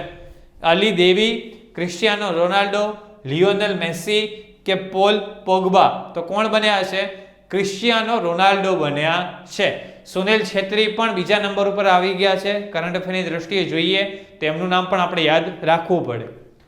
વિગતે માહિતી મેળવીએ તો ક્રિસ્ટિયાનો રોનાલ્ડોએ ઈરાનના અલી દેઈના 109 ગોલનો રેકોર્ડ તોડીને 111 ગોલ કરીને રેકોર્ડ બનાવ્યો છે અને ફર્સ્ટ નંબર ઉપર આવી ગયા છે. ઓકે, હવે રોનાલ્ડો ઇન્ટરનેશનલ ફૂટબોલમાં સૌથી વધારે ગોલ કરવાવાળા ફૂટબોલર બની ગયા છે. એમણે આ રેકોર્ડ વર્લ્ડ કપ ક્વોલિફાયરના મેચમાં આયર્લેન્ડના ખિલાફ 2 ગોલ કરીને જીત્યો. એટલે કે આયર્લેન્ડની સામે 2 ગોલ કર્યા અને પછી આ રેકોર્ડ એમણે નોંધાવ્યો છે. રોનાલ્ડો કયા દેશના છે? તો રોનાલ્ડો પોર્ટુગલ દેશના છે અને ઇટાલી ફૂટબોલ ક્લબના તરફથી રમે છે. ઓકે, તો સિમ્પલ યાદ રાખવાનું છે કે રોનાલ્ડો કયા દેશના છે? પોર્ટુગલ દેશના છે. ચલો, ભારત અને કયા દેશ વચ્ચે સિમ્બેક્સ 2021, હમણાં જ યુદ્ધાભ્યાસની વાત કરી ગયા, હવે બીજો અગત્યનો યુદ્ધાભ્યાસ આવ્યો. આ યુદ્ધાભ્યાસનું નામ શું છે? સિમ્બેક્સ 2021. તો આ યુદ્ધાભ્યાસ ભારત અને કયા દેશ વચ્ચે આયોજિત થયો છે? ભારત અને સિંગાપુર, ભારત અને રશિયા, ભારત અને જાપાન કે ભારત અને ઓસ્ટ્રેલિયા? તો આનો આન્સર આવશે ભારત અને સિંગાપુર વચ્ચે આનું આયોજન થયું છે. હવે કોઈ પણ પ્રકારનો યુદ્ધાભ્યાસ આયોજિત થતું હોય તો 1-2 બેઝિક બાબત આવડવી જોઈએ. આ યુદ્ધાભ્યાસનું આયોજન ક્યાં થયું છે? આ યુદ્ધાભ્યાસ એ કયા નંબરનું સંસ્કરણ હતું? આવી 1-2 બેઝિક બાબતો આપણને આવડવી જોઈએ જે પરીક્ષા લક્ષી હોય છે. તો સિમ્બેક્સ સિંગાપુર ઇન્ડિયા મેરીટાઈમ બિલેટ્રિયલ એક્સરસાઇઝ એનું ફૂલ ફોર્મ છે. ઓકે, સિમ્બેક્સ 28મા નંબરનું સંસ્કરણ. મેં તમને કીધું કે સંસ્કરણ ખાસ પૂછાય તો કયા નંબરનું સંસ્કરણ હતું? 28મા નંબરનું સંસ્કરણ હતું. 2 થી કરીને 4 સપ્ટેમ્બર 2021 સુધી આયોજન કરવામાં આવશે. પહેલીવાર 1994માં આ યુદ્ધાભ્યાસનું આયોજન કરવામાં આવ્યું હતું. ફર્સ્ટ વખત આ યુદ્ધાભ્યાસનું આયોજન ક્યારે થયું હતું? તો 1994માં પ્રથમ વખત આ યુદ્ધાભ્યાસનું આયોજન થયું હતું. આ 28મા નંબરનું આ યુદ્ધાભ્યાસ હતું. 28મા નંબરનું સંસ્કરણ હતું. ઓકે, ચલો પછી વાત કરીએ સિંગાપુર ભારત સમુદ્રીય દ્વિપક્ષીય યુદ્ધાભ્યાસ. સિમ્બેક્સ ભારતીય નૌસેના અને સિંગાપુરની નૌસેના દ્વારા આયોજિત વાર્ષિક દ્વિપક્ષીય નૌસૈનિક અભ્યાસ છે જેનું આયોજન સ્થળ દક્ષિણ ચીની સમુદ્ર પાસે છે. અને કયા નંબરનું સંસ્કરણ હતું? તો 28મા નંબરનું સંસ્કરણ હતું. સિમ્પલ યાદ રાખવાનું છે સંસ્કરણ, તો 28મા નંબરનું સંસ્કરણ આવશે. ઓકે, ચલો પછી વાત કરીએ થોડા અગત્યના યુદ્ધાભ્યાસો જે તાજેતરમાં ચર્ચામાં રહ્યા છે. તો સિકેટ 2021, તો ભારત અને અમેરિકા વચ્ચે યુદ્ધાભ્યાસ થાય છે. એ જ પ્રમાણે જાયર અલ બહર, તો કયા 2 દેશો વચ્ચે આયોજિત થાય છે? કતાર અને ભારત વચ્ચે આયોજિત થાય છે. પછી કોંકણ એક્સરસાઇઝ, તો કયા દેશો વચ્ચે આયોજિત થાય છે? ભારત અને બ્રિટન વચ્ચે આયોજિત થાય છે. એ જ પ્રમાણે કાઝિન્દ યુદ્ધાભ્યાસ, તો ભારત અને કઝાકિસ્તાન વચ્ચે આયોજિત થાય છે. તો અગત્યના બધા યુદ્ધાભ્યાસો વિશે આપણે વાત કરી જે પરીક્ષામાં પૂછાઈ શકે એવા છે. 2021માં અગત્યના ચર્ચામાં રહેલા છે. ઓકે, પછી આ ઉપરાંત વાત કરીએ રોયલ ડેસ્ટિની 2021 અને બહુરાષ્ટ્રીય શાંતિ અભ્યાસ, તો કયા કયા? ચીન, પાકિસ્તાન, મંગોલિયા અને થાઈલેન્ડ. તો આ યાદ રાખવાના થાય છે. ઓકે, ચલો પછી વાત કરીએ ટોક્યો પેરાલિમ્પિક 2021માં ભારતે કુલ કેટલા પદક જીત્યા છે? હવે આ પેરાલિમ્પિકને લગતો ક્વેશ્ચન છે, આવડવું જોઈએ. ઓલિમ્પિક અને પેરાલિમ્પિક એ 2021માં ચર્ચામાં રહેલા અગત્યનું રમતગમત છે. તો એમાંથી ઘણા પ્રશ્ન પૂછાઈ શકે છે, તો તમને આવડવા જોઈએ. કેટલા પદક જીત્યા છે કુલ? 19, 18, 17 કે 20? તો કેટલા પદક જીત્યા છે કુલ? 19 પદક જીત્યા છે.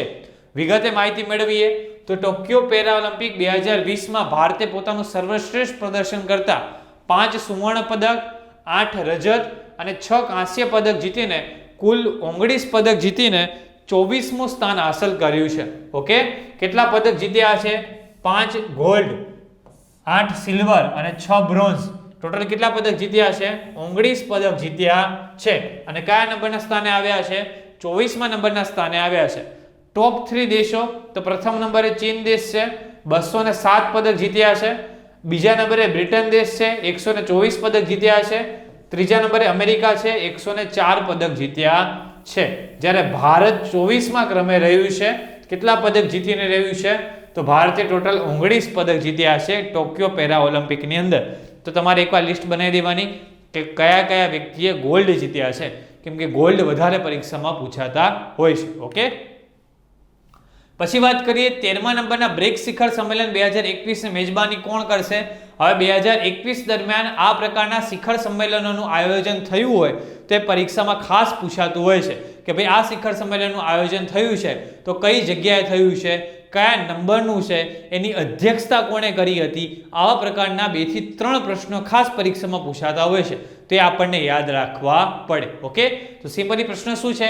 13મા નંબરનો બ્રિક્સ શિખર સંમેલન 2021 ની મેજબાની કયો દેશ કરવા જઈ રહ્યો છે? ચીન, ભારત, જાપાન કે અમેરિકા? કોણ કરવા જઈ રહ્યું છે? તો કોણ કરવા જઈ રહ્યું છે? ભારત એનું મેજબાની કરવા જઈ રહ્યું છે. ઓકે, થોડી માહિતી મેળવીએ તો પ્રધાનમંત્રી શ્રી નરેન્દ્રભાઈ મોદી દ્વારા ડિજિટલ ઇન્ડિયાના માધ્યમથી 5 દેશોના સમૂહ બ્રિક્સ એટલે કે બ્રાઝિલ, રશિયા, ચીન, ભારત અને દક્ષિણ આફ્રિકાના વર્ષીય શિખર સંમેલનની અધ્યક્ષતા કરવા જઈ રહ્યું છે. ભારત વર્ષ 2021માં બ્રિક્સની અધ્યક્ષતા કરી રહ્યું છે. આ બેઠકમાં બ્રાઝિલના રાષ્ટ્રપતિ જાયર બોલ્સોનારો, રશિયાના રાષ્ટ્રપતિ વ્લાદિમીર પુતિન, ચીનના રાષ્ટ્રપતિ શી જિનપિંગ, દક્ષિણ આફ્રિકાના રાષ્ટ્રપતિ સિરિલ રામફોસા વગેરે ઉપસ્થિત રહેશે. ઓકે, તો સિમ્પલ યાદ રાખવાનું છે કોણ કોણ ઉપસ્થિત રહેવા જઈ રહ્યું છે. આ બેઠકમાં અફઘાનિસ્તાનની હાલની સ્થિતિ પર ચર્ચા થવા જઈ રહી છે. બ્રિક્સ વિશે વાત કરીએ તો બ્રિક્સ 5 દેશોનો સમૂહ છે જે પહેલા બ્રિકના નામથી ઓળખાતો હતો. કયા નામે પહેલા જાણીતું હતું? બ્રિક નામે જાણીતું હતું.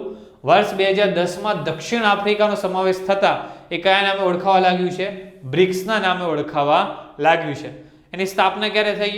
તો સ્થાપના 2006માં ફર્સ્ટ બ્રિક્સ સમિતિ થઈ. 2009માં ફર્સ્ટ બ્રિક્સની સમિટ શિખર સંમેલનનું આયોજન થયું છે અને મુખ્યાલય ક્યાં આવેલું છે? મુખ્યાલય શાંઘાઈ ચીન ખાતે મુખ્યાલય આવેલું છે. ઓકે, તો સિમ્પલ યાદ રાખવાનું થાય. ચલો જોઈએ નેક્સ્ટ ક્વેશ્ચન. એના પહેલા થોડી માહિતી જોઈ લઈએ બ્રિક્સ વિશેની હજી કે બ્રિક્સમાં કોણ કોણ સભ્ય દેશ છે. તો બ્રાઝિલ, રશિયા, ઇન્ડિયા, ચીન અને દક્ષિણ આફ્રિકા એ તો નામમાં જ રહેલા છે. બ્રાઝિલ, રશિયા, ઇન્ડિયા, ચીન અને સાઉથ આફ્રિકા. બ્રિક્સનું પ્રથમ સંમેલન તો જૂન 2009 રશિયાના યેકેતેરિનબર્ગમાં એનું આયોજન થયું હતું. 2020માં બ્રિક્સ સંમેલનના 12મા સંસ્કરણની અધ્યક્ષતા કોણે કરી હતી? તો રશિયાએ કરી હતી. આ બેઝિક બાબતો થોડી યાદ રાખવાની થાય. આ વખતે ક્યાં આયોજન થવા જઈ રહ્યું છે? તો ભારત ખાતે આયોજન થવા જઈ રહ્યું છે. બ્રિક્સ દેશોની જનસંખ્યા દુનિયાની આબાદીના લગભગ કેટલા ટકા છે? 40% છે. ઓકે, અને બ્રિક્સ દેશોના બેંકનું નામ શું છે? તો new development bank, NDB. New development bank એ બ્રિક્સ દેશોની બેંકોનું નામ છે. પછી વાત કરીએ ગ્રામીણ વિકાસ માટે વતન પ્રેમ યોજના એ કયા રાજ્યની સરકારે શરૂ કરી છે? હવે જો ગુજરાત રાજ્યનું કરંટ અફેર તમારે યાદ રાખવું પડે. હેડ ક્લાર્કની પરીક્ષા દેવા જઈ રહ્યા છો તો ગુજરાત સ્પેશિયલ ન્યૂઝ તમને આવડવી જોઈએ. એમાં ગુજરાત રિલેટેડ બાબતો પરીક્ષામાં પૂછાઈ શકે એવી હોય છે. તો પ્રશ્ન શું છે? વતન પ્રેમ યોજના. તો મેં તમને હિન્ટ આપી દીધી કે ભાઈ ગુજરાત દ્વારા લોન્ચ કરવામાં આવી છે. તો આનો આન્સર શું થશે? ગુજરાતે લોન્ચ કરી છે. યોજનાનું નામ શું છે? વતન પ્રેમ યોજના. ગુજરાત રાજ્યની સરકારે ગ્રામીણ વિકાસ માટે વતન પ્રેમ નામની નવી યોજના શરૂ કરી છે. આ યોજના હેઠળ સરકાર ગ્રામીણ ક્ષેત્રમાં ગ્રામીણ ક્ષેત્રોમાં શાળા, પાણી ખાલી કરાવવું, રમતગમત સંકુલ આદિના વિકાસ માટેના દાનને પ્રોત્સાહિત કરશે. ઓકે, તો આ બધા કાર્યોની અંદર પ્રોત્સાહન પૂરું પાડશે. કોના સરકાર દ્વારા? તો ગુજરાત સરકાર દ્વારા પ્રોત્સાહન પૂરું પાડવામાં આવશે. હવે ગુજરાત ચર્ચામાં આવ્યું છે તો ગુજરાત વિશે વાત કરીએ તો ગુજરાતની રાજધાની સૌ જાણીએ છીએ ગાંધીનગર છે. ગુજરાતના વર્તમાન મુખ્યમંત્રી ભૂપેન્દ્ર પટેલ છે, એનાથી પણ આપણે પરિચિત છીએ. રાજ્યપાલ આચાર્ય દેવવ્રત છે અને મુખ્ય ન્યાયાધીશ વિક્રમનાથ આવશે. ઓકે, અને ગુજરાત સૌથી વધારે દરિયા કિનારો ધરાવે છે. કેટલો દરિયા કિનારો ધરાવે છે? 1600 કિલોમીટરનો દરિયા કિનારો ધરાવે છે. ઓકે, ગુજરાત વિશે થોડી બેઝિક વાતો કરીએ તો ગુજરાતની અંદર 4 નેશનલ પાર્ક આવેલા છે. કયા કયા 4 નેશનલ પાર્ક આવેલા છે? Gir forest national park, blackbuck national park, વાસંદા નેશનલ પાર્ક અને gulf Kutch marine national park. Okay, તો આટલા 4 નેશનલ પાર્ક પણ આવેલા છે. કર્કરેખા 8 રાજ્યોમાંથી પસાર થાય છે, એમાંનું ગુજરાત એક છે. બાકીના 8 રાજ્યો જોવા જઈએ તો કયા કયા આવશે? રાજસ્થાન, મધ્યપ્રદેશ, છત્તીસગઢ, ઝારખંડ, પશ્ચિમ બંગાળ, ત્રિપુરા અને મિઝોરમ. ઓકે, તો આ બેઝિક બાબતો આપણે યાદ રાખવાની થાય. ગુજરાતના લોકનૃત્ય તો દાંડિયા, ભવાઈ, ટીપણી, ગરબા બધા ગુજરાતના લોકનૃત્ય છે. આ ઉપરાંત વાત કરીએ તો ભારતની પ્રથમ લિથિયમ રિફાઇનરી ગુજરાતમાં સ્થપાઈ છે. ભારતની પ્રથમ લિથિયમ રિફાઇનરીની સ્થાપના પણ ક્યાં થઈ છે? ગુજરાત ખાતે થઈ છે. જ્યારે અને બીજી વાત કરીએ તો દુનિયાની સૌથી ઊંચી મૂર્તિ સ્ટેચ્યુ ઓફ યુનિટી પણ ગુજરાતના ક્યાં આવેલી છે? ગુજરાતના કેવડિયા ખાતે આવેલી છે. ઓકે, ચલો પછી વાત કરીએ રાષ્ટ્રીય માનવ અધિકાર આયોગના નવા અધ્યક્ષ કોણ બન્યા છે? અગેન નવા વર્તમાન પદાધિકારી આવ્યા. તો કોણ બન્યા છે? NHRC એના નવા અધ્યક્ષ કોણ બન્યા છે? અરુણ કુમાર મિશ્રા, અરૂપ કુમાર ગોસ્વામી, રાજેશ્વર રાવ કે મીના કુમારી? તો આન્સર આવશે અરુણ કુમાર મિશ્રા.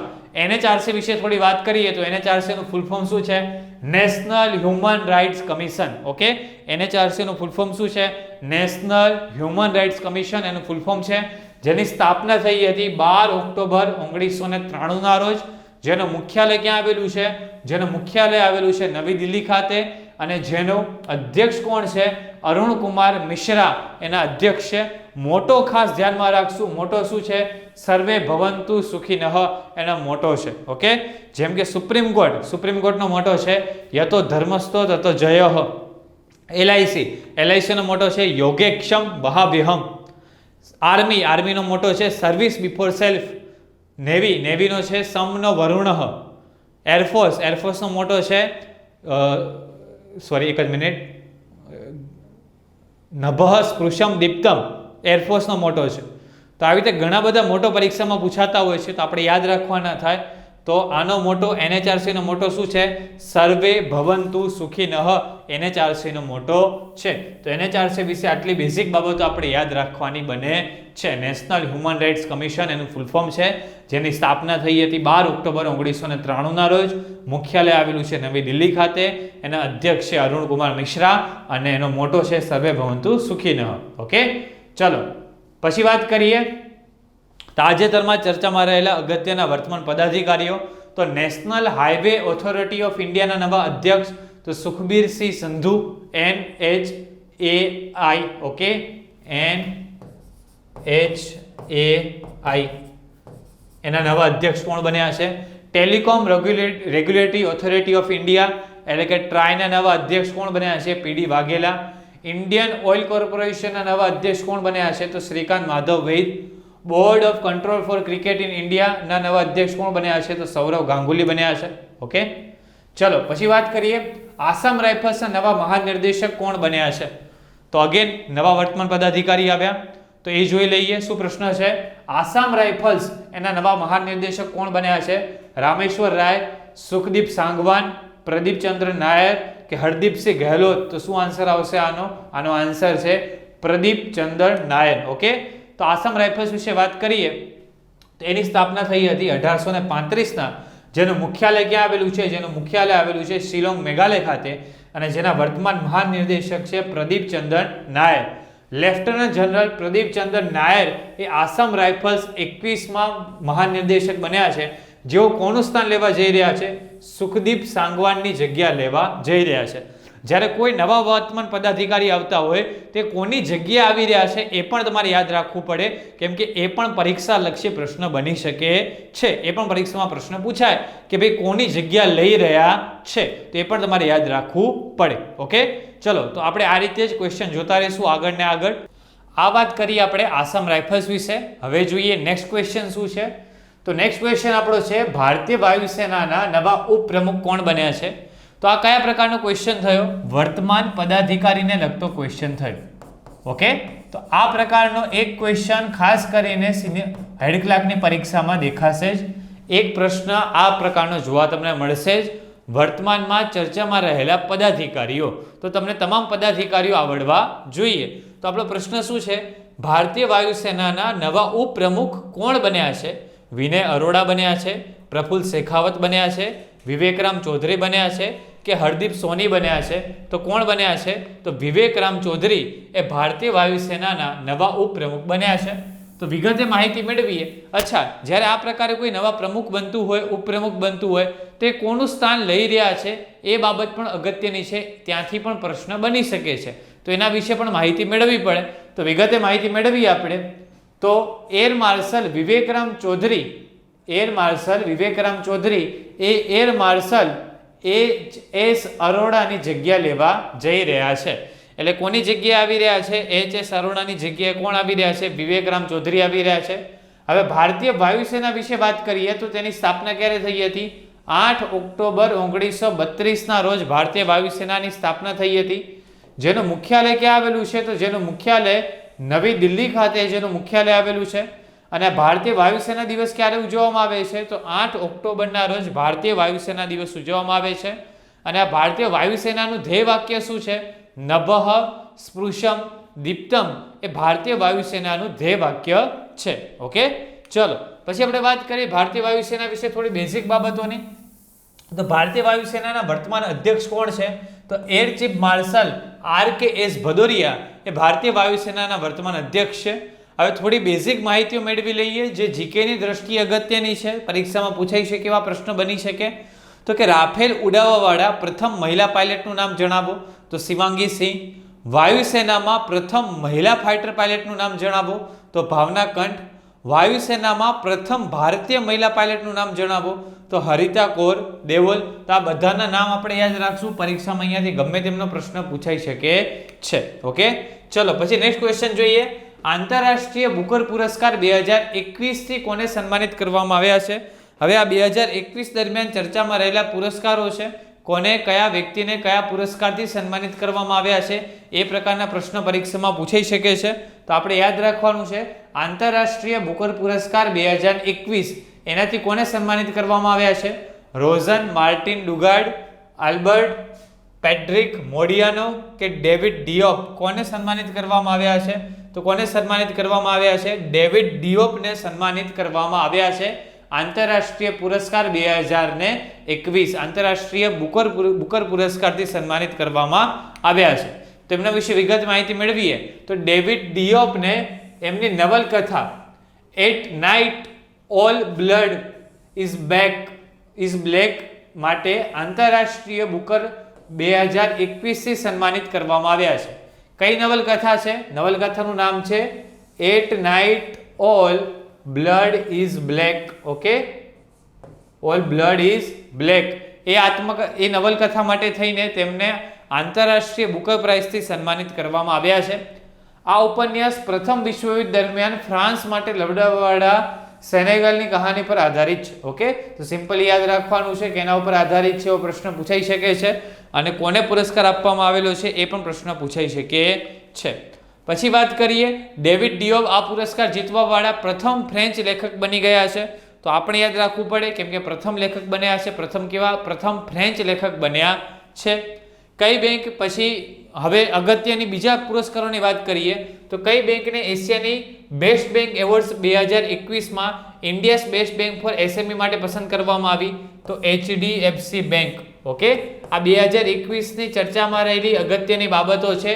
આંતરરાષ્ટ્રીય બુકર પ્રાઇઝ સિવાય 2021માં જે બાબતો ચર્ચામાં રહી છે એનામાંથી આપણે એકાદ પ્રશ્ન જોઈ લઈએ તો એચડીએફસી બેંક આનો આન્સર આવશે. એ જ પ્રમાણે જોઈએ વર્ષ 2020નું 30મું સરસ્વતી સન્માન કોને મળ્યું છે? તો ડોક્ટર શરણ કુમાર લિંબાલે. તો આ બીજી બાબત યાદ રાખવાની થાય છે. પછી ઇન્ડિયાઝ અચીવર્સ એવોર્ડ 2021 થી કોને સન્માનિત કરવામાં આવ્યા છે? તો જસપાલ સિંહને સન્માનિત કરવામાં આવ્યા છે. પછી કલિંગ રત્ન સન્માન 2021 થી કોને સન્માનિત કરવામાં આવ્યા છે? તો વિશ્વભૂષણ હરિચંદનને સન્માનિત કરવામાં આવ્યા છે. ઓકે, તો આ બધી બાબતો 2021 સાથે સંકળાયેલી છે. 2021ના અગત્યના એવોર્ડ્સ છે એની મેં તમને લિસ્ટ આપેલી છે, તો યાદ રાખવાની કયા કયા એવોર્ડ કોને મળેલા છે. ઓકે, ચલો પછી નેક્સ્ટ ક્વેશ્ચન જોઈએ. આંતરરાષ્ટ્રીય હોકી મહાસંઘ વિશ્વ રેન્કિંગ્સની અંદર કયા દેશની પુરુષ ટીમ શીર્ષ સ્થાન ઉપર રહી છે? એટલે કે કઈ હોકી ટીમની અંદર કઈ ટીમ ટોચ ઉપર રહી છે તમારે એ જણાવવાનું છે. હવે જ્યારે આ પ્રકારનું રેન્કિંગ હોય તો તમારે એક બે બાબત યાદ રાખવી પડે કે આ રેન્કિંગ ઉપર ટોચ ઉપર કઈ દેશ રહ્યો છે, ભારતનો ક્રમ કયો રહ્યો છે. આ બે બાબતો તમને બેઝિક આવડવી જોઈએ. તો ટોચ ઉપર કયો ક્રમ, ટોચ ઉપર કયો દેશ રહ્યો છે? બેલ્જિયમ દેશ એ ટોચ ઉપર રહ્યો છે. વિગતે માહિતી મેળવીએ તો આંતરરાષ્ટ્રીય હોકી મહાસંઘની પુરુષ વિશ્વ રેન્કિંગમાં ટોપ 3 દેશોની વાત કરીએ તો બેલ્જિયમ દેશ પ્રથમ ક્રમે છે, ઓસ્ટ્રેલિયા દેશ બીજા ક્રમે છે અને નેધરલેન્ડ દેશ ત્રીજા ક્રમે આવશે. બેલ્જિયમ, ઓસ્ટ્રેલિયા અને નેધરલેન્ડ આ 3 દેશો ક્રમશઃ આપણે યાદ રાખવાના થાય છે. પછી વાત કરીએ આંતરરાષ્ટ્રીય હોકી મહાસંઘ વિશ્વ રેન્કિંગ 2021માં ભારતીય પુરુષ ટીમ કયા સ્થાન ઉપર રહી છે? તો ભારતીય પુરુષ ટીમ ચોથા સ્થાન ઉપર રહી છે. ઓકે, તો આપણે યાદ રાખવાનું ભારતની ટીમ કયા સ્થાન ઉપર રહી છે? ભારતની ટીમ ચોથા સ્થાન ઉપર રહી છે. પ્રથમ સ્થાને કઈ ટીમ રહી છે? તો પ્રથમ સ્થાને બેલ્જિયમ દેશ રહ્યો છે. ભારતનું સ્થાન આવશે ચોથું. આંતરરાષ્ટ્રીય હોકી મહાસંઘની મહિલા વિશ્વની રેન્કિંગ જોઈએ તો નેધરલેન્ડ પ્રથમ ક્રમે છે, અર્જેન્ટિના દ્વિતીય ક્રમે, ઓસ્ટ્રેલિયા તૃતીય ક્રમે. ઓકે, આની સામે પુરુષોની જોઈએ તો પુરુષોમાં શું હતું? પુરુષોમાં બેલ્જિયમ એ પ્રથમ ક્રમે હતું. ઓકે, પુરુષોમાં બેલ્જિયમ પ્રથમ ક્રમે હતું અને મહિલાઓમાં પ્રથમ ક્રમે કોણ છે? તો મહિલાઓમાં પ્રથમ ક્રમે નેધરલેન્ડ છે. તો રેન્કિંગ આપણે યાદ રાખશું. પુરુષોમાં પ્રથમ ક્રમે કોણ આવશે? બેલ્જિયમ દેશ આવશે. મહિલાઓમાં પ્રથમ ક્રમે કોણ આવશે? નેધરલેન્ડ દેશ આવશે. ઓકે, આંતરરાષ્ટ્રીય હોકી મહાસંઘ વિશ્વ રેન્કિંગ 2021માં ભારતીય મહિલા હોકી ટીમ કયા સ્થાન ઉપર છે? 9મા સ્થાન ઉપર છે. જ્યારે પુરુષોની ટીમ કયા સ્થાન ઉપર હતી ભારતની? તો ભારતની પુરુષોની ટીમ ચોથા સ્થાન ઉપર હતી. કયા સ્થાન ઉપર હતી? ચોથા સ્થાન ઉપર. અને મહિલાઓની ટીમ કયા સ્થાન ઉપર હતી? તો મહિલાઓની ટીમ આવશે 9મા સ્થાન ઉપર. ઓકે, હવે FIH વિશે વાત કરીએ તો વિશ્વમાં જેટલા પણ હોકીની રમત થાય છે તે બધી કોણ રેગ્યુલેટ કરે છે? FIH રેગ્યુલેટ કરે છે. એટલે કે ઇન્ટરનેશનલ હોકી ફેડરેશન એના દ્વારા રેગ્યુલેટ કરવામાં આવે છે. તો સિમ્પલ યાદ રાખવાની બાબત થાય કે કોના દ્વારા રમતો રેગ્યુલેટ કરવામાં આવે છે હોકીની? તો FIH દ્વારા હોકીની રમતો રેગ્યુલેટ કરવામાં આવે છે. આપણે ભારતનું સ્થાન યાદ રાખવાનું છે તો કે પુરુષે રેન્કિંગમાં ભારતનું સ્થાન કયું રહ્યું છે? ચોથા નંબરનું સ્થાન રહ્યું છે. અને મહિલાઓની રેન્કિંગમાં ભારતનું સ્થાન કયું રહ્યું છે? તો મહિલાઓની રેન્કિંગમાં ભારતનું સ્થાન 9મા નંબરે રહ્યું છે. તો ચોથું અને 9મું એમ બે રેન્કિંગમાં આપણે યાદ રાખવાનું બને છે. પરીક્ષા લક્ષી ત્યાંથી પ્રશ્ન પૂછાઈ શકે. ઓકે, ચલો પછી આપણે નેક્સ્ટ વાત કરીએ અને પહેલા FIH વિશે વાત કરીએ થોડી. તો એની સ્થાપના થઈ હતી 7 જાન્યુઆરી 1924ના રોજ. જેનું મુખ્ય મથક ક્યાં આવેલું છે? લુસાને સ્વિટ્ઝરલેન્ડ ખાતે આવેલું છે. જેના વર્તમાન અધ્યક્ષ કોણ છે? નરેન્દ્ર બત્રા. અને CEO કોણ છે? થિયરી વેલ એના વર્તમાન CEO છે. આટલી બેઝિક બાબતો તમને એના વિશે આવડવી જોઈએ. પછી જોઈએ દેશની પ્રથમ ઇલેક્ટ્રિક વ્હીકલ સિટી કઈ બની છે? હવે જો કયા પ્રકારનો પ્રશ્ન છે? દેશની પ્રથમ કયા પ્રકારની ઘટના છે? દેશની પ્રથમ એ પ્રકારની ઘટના છે. તો તમારે ખાસ ધ્યાનમાં રાખવું પડે કે દેશની પ્રથમ છે. તો દેશની પ્રથમ ઇલેક્ટ્રિક વ્હીકલ સિટી કઈ બની છે? લખનઉ, પટના, કાનપુર કે કેવડિયા? તો કઈ આવશે? કેવડિયા બન્યું છે. દેશની પ્રથમ ઇલેક્ટ્રિક વ્હીકલ સિટી કઈ બની છે? તો કેવડિયા બની છે. વિગતે માહિતી મેળવીએ તો ગુજરાતના કેવડિયાને દેશનું પ્રથમ ઇલેક્ટ્રિક વ્હીકલ્સ ઓનલી એરિયાના રૂપથી વિકસિત કરવામાં આવી રહ્યું છે. અહીંયા કેવળ વ્હીકલ્સને અવરજવરની અનુમતિ મળશે. ઓકે, અવરજવરની અનુમતિ મળશે. ઓકે, તો તમને યાદ રાખવાનું છે વ્હીકલ્સને જ અવરજવરની અનુમતિ એને મળવાની છે. પછી યાદ રાખીએ તો ગુજરાતમાં કેવડિયામાં ફક્ત બેટરીથી ચાલવાવાળા વાહનોનો ઉપયોગ કરવામાં આવશે, જેનાથી હવે જળવાયુ પરિવર્તન અને વધતા પ્રદૂષણને ઓછું કરી શકાશે. હવે આપણે સિમ્પલ સમજી શકીએ છીએ કે ઇલેક્ટ્રિક વાહનોનો ઉપયોગ વધારી દઈએ તો પ્રદૂષણ ઓટોમેટિકલી ઘટી જવાનું છે. તો ઇલેક્ટ્રિક સિટી કઈ બનવા જઈ રહી છે? કેવડિયા બનવા જઈ રહી છે. India's first. હવે બીજી બેઝિક બાબતો આપણે યાદ રાખીએ તો કઈ બાબતો યાદ રાખી શકાય? India's first woman flight test engineer તરીકે કોણ બન્યા છે? અશરિતા V. ઓલેટી બન્યા છે. ઓકે, પછી બીજી બેઝિક બાબતો યાદ રાખીએ. ભારતનું પ્રથમ એગ્રીકલ્ચર એક્સપોર્ટ ફેસિલિટેશન સેન્ટર ક્યાં લોન્ચ કરવામાં આવ્યું છે? મહારાષ્ટ્રના પુણે ખાતે લોન્ચ કરવામાં આવ્યું છે. દેશનું પ્રથમ ડ્રાય વેક્સિનેશન સેન્ટર ક્યાં લોન્ચ કરવામાં આવ્યું છે? તો ક્યાં ખોલવામાં આવ્યું છે? મહારાષ્ટ્ર ખાતે લોન્ચ કરવામાં આવેલું છે. ઓકે, પછી વાત કરીએ દેશનું પ્રથમ વર્ટિકલ ફોરેસ્ટ ટાવર માના ફોરેસ્ટા ક્યાં બનાવવામાં આવ્યું છે? તો બેંગ્લોર ખાતે બનાવવામાં આવ્યું છે. ભારતની પ્રથમ ઇલેક્ટ્રિક વાહન લિથિયમ બેટરી સંયંત્ર કયા રાજ્યમાં સ્થાપિત કરવામાં આવશે? તો કર્ણાટક રાજ્યમાં સ્થાપિત કરવામાં આવશે. ઓકે, તો આ બધી બેઝિક બાબતો આપણે યાદ રાખવાનું છે. દેશની પ્રથમ સાથે સંકળાયેલી ઘટનાઓ છે જે પરીક્ષામાં પૂછાઈ શકે એવી બાબતો છે. ઓકે, પછી વાત કરીએ આરબીએલ બેંકના ફરીથી એમડી અને સીઈઓ કોણ બન્યા છે? હવે આ પ્રકારે જો કોઈ બેંકના અથવા કોઈ સંસ્થાના એમડી અને સીઈઓ બનતા હોય તો પરીક્ષા લક્ષી ત્યાંથી પ્રશ્ન પૂછાઈ શકે છે કે કોણ બન્યું છે, તો આપણને યાદ રાખવું પડે. તો આરબીએલ બેંકના ફરીથી એમડી અને સીઈઓ કોણ બન્યા છે? વિશ્વવીર આહુજા બન્યા છે. ઓકે, તો આપણે માહિતી મેળવીએ આરબીએલ બેંક વિશે. આરબીએલ બેંકની સ્થાપના ક્યારે થઈ હતી? તો આરબીએલ બેંકની સ્થાપના થઈ હતી 1943 જેનું મુખ્યાલય ક્યાં આવેલું છે? જેનું મુખ્યાલય આવેલું છે મુંબઈ, મહારાષ્ટ્ર ખાતે. જેના વર્તમાન એમડી અને સીઈઓ કોણ છે? વિશ્વવીર આહુજા છે. અને એનું ધ્યેય વાક્ય શું છે? અપનો કા બેંક. ઓકે, એનું ધ્યેય વાક્ય છે, ટેગલાઇન છે. તો સિમ્પલી આરબીએલ બેંક વિશે આટલી બેઝિક બાબતો આપણે યાદ રાખવાની બને છે. હવે તાજેતરમાં ચર્ચામાં રહેલા એમડી અને સીઈઓ વિશે થોડી વાત કરી નાખીએ. તો પંજાબ નેશનલ બેંકના એમડી અને સીઈઓ કોણ બન્યા છે? મલ્લિકાર્જુન રાવ. એસ મલ્લિકાર્જુન રાવ એ પંજાબ નેશનલ બેંકના એમડીઓ અને સીઈઓ બન્યા છે. આ ઉપરાંત વાત કરીએ તો એક્સિસ બેંકના નવા એમડી અને સીઈઓ કોણ બન્યા છે? તો અમિતલાલ ચૌધરી એક્સિસ બેંકના નવા એમડી અને સીઈઓ બન્યા છે. પછી આઈસીઆઈસીઆઈ બેંકના એમડી અને સીઈઓ કોણ બન્યા છે? તો સંદીપ બક્ષી બન્યા છે. એ જ પ્રમાણે એચડીએફસી બેંકના એમડી અને સીઈઓ કોણ બન્યા છે? તો શશિધર જગદીશન બન્યા છે. એ જ પ્રમાણે કેનરા બેંકના નવા એમડી અને સીઈઓ કોણ બન્યા છે? તો લિંગમ વેંકટા પ્રભાકર એ એના એમડી અને સીઈઓ બન્યા છે. તો અગત્યના ચર્ચામાં રહેલા એમડી અને સીઈઓની મેં તમને લિસ્ટ આપી દીધી. કોઈ પણ અહીંયાથી પરીક્ષામાં પૂછાઈ શકે છે. ઓકે, પછી વાત કરીએ ધ ગ્લોબલ લિવેબિલિટી ઇન્ડેક્સ 2021માં કયું શહેર પ્રથમ સ્થાન ઉપર રહ્યું છે? હવે આ પ્રકારના ઇન્ડેક્સ આપણને યાદ રાખવા પડે, પરીક્ષામાં ખાસ પૂછાઈ શકાતા હોય છે. કોઈ ઇન્ડેક્સ ચર્ચામાં રહેતું હોય તો પ્રથમ સ્થાન ઉપર કયું રહ્યું? જો ઇન્ડેક્સ આંતરરાષ્ટ્રીય પ્રકારનું હોય તો એમાં ભારતનું સ્થાન કયા નંબરનું રહ્યું? અથવા ઇન્ડેક્સ જો નેશનલ પ્રકારનો હોય તો ગુજરાતનું સ્થાન કયા નંબરે રહ્યું છે? આ પ્રકારના પ્રશ્ન પરીક્ષામાં પૂછાતા હોય છે. તો આ ઇન્ડેક્સની અંદર પ્રથમ સ્થાને કયું શહેર રહ્યું છે તમારે જણાવવાનું છે. ઝ્યુરિચ, ટોક્યો, નવી દિલ્હી કે ઓકલેન્ડ? તો આનો આન્સર આવશે ઓકલેન્ડ. આનો આન્સર આવશે. ઓકે, વિગતે માહિતી મેળવીએ તો આ ઇન્ડેક્સ શહેરોમાં સ્થિરતા, સ્વાસ્થ્ય સાર સંભાળ, સંસ્કૃતિ અને પર્યાવરણ, શિક્ષા અને ઇન્ફ્રાસ્ટ્રક્ચરના આધાર પર જારી કરવામાં આવે છે. આ ઇન્ડેક્સ અનુસાર દુનિયાભરમાં સૌથી વધારે રહેવા લાયક શહેરોમાં ન્યુઝીલેન્ડનું ઓકલેન્ડ શહેર પ્રથમ સ્થાન પર રહ્યું છે. ઓકે, રહેવા માટે લાયક હોય એવા શહેરોની અંદર દુનિયામાં કયું શહેર પ્રથમ સ્થાન ઉપર રહ્યું છે? ન્યુઝીલેન્ડનું ઓકલેન્ડ શહેર પ્રથમ સ્થાન ઉપર રહ્યું છે. તો સિમ્પલ યાદ રાખવાની બાબત થાય કે ન્યુઝીલેન્ડનું કયું શહેર?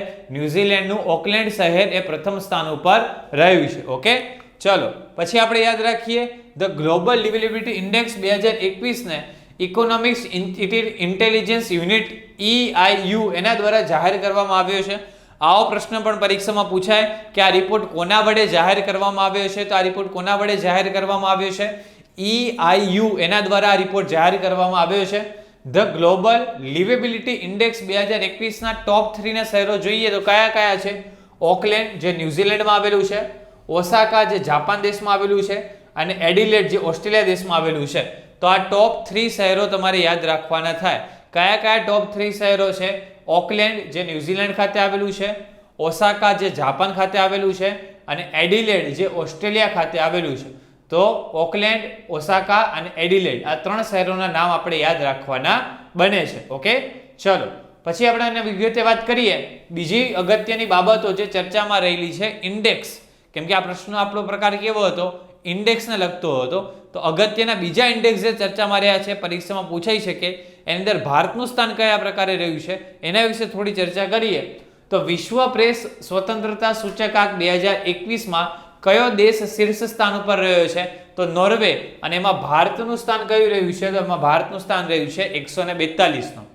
પછી ગ્લોબલ ફાયર પાવર ઇન્ડેક્સ 2021 માં કયો દેશ પ્રથમ સ્થાન ઉપર રહ્યો છે? તો અમેરિકા, અને ભારતનું સ્થાન રહ્યું છે 4થું. ઓકે. પછી ગુડ ગવર્નમેન્ટ ઇન્ડેક્સ 2021 માં કયો દેશ પ્રથમ સ્થાને રહ્યો છે? તો ફિનલેન્ડ, અને ભારતનું સ્થાન કયું રહ્યું છે? ભારતનું સ્થાન રહ્યું છે 49મું. ગુડ ગવર્નમેન્ટ ઇન્ડેક્સની અંદર ફિનલેન્ડ પ્રથમ ક્રમે છે, ભારતનું સ્થાન કયું છે? 49. તો આપણે 3 ઇન્ડેક્સ યાદ રાખ્યા.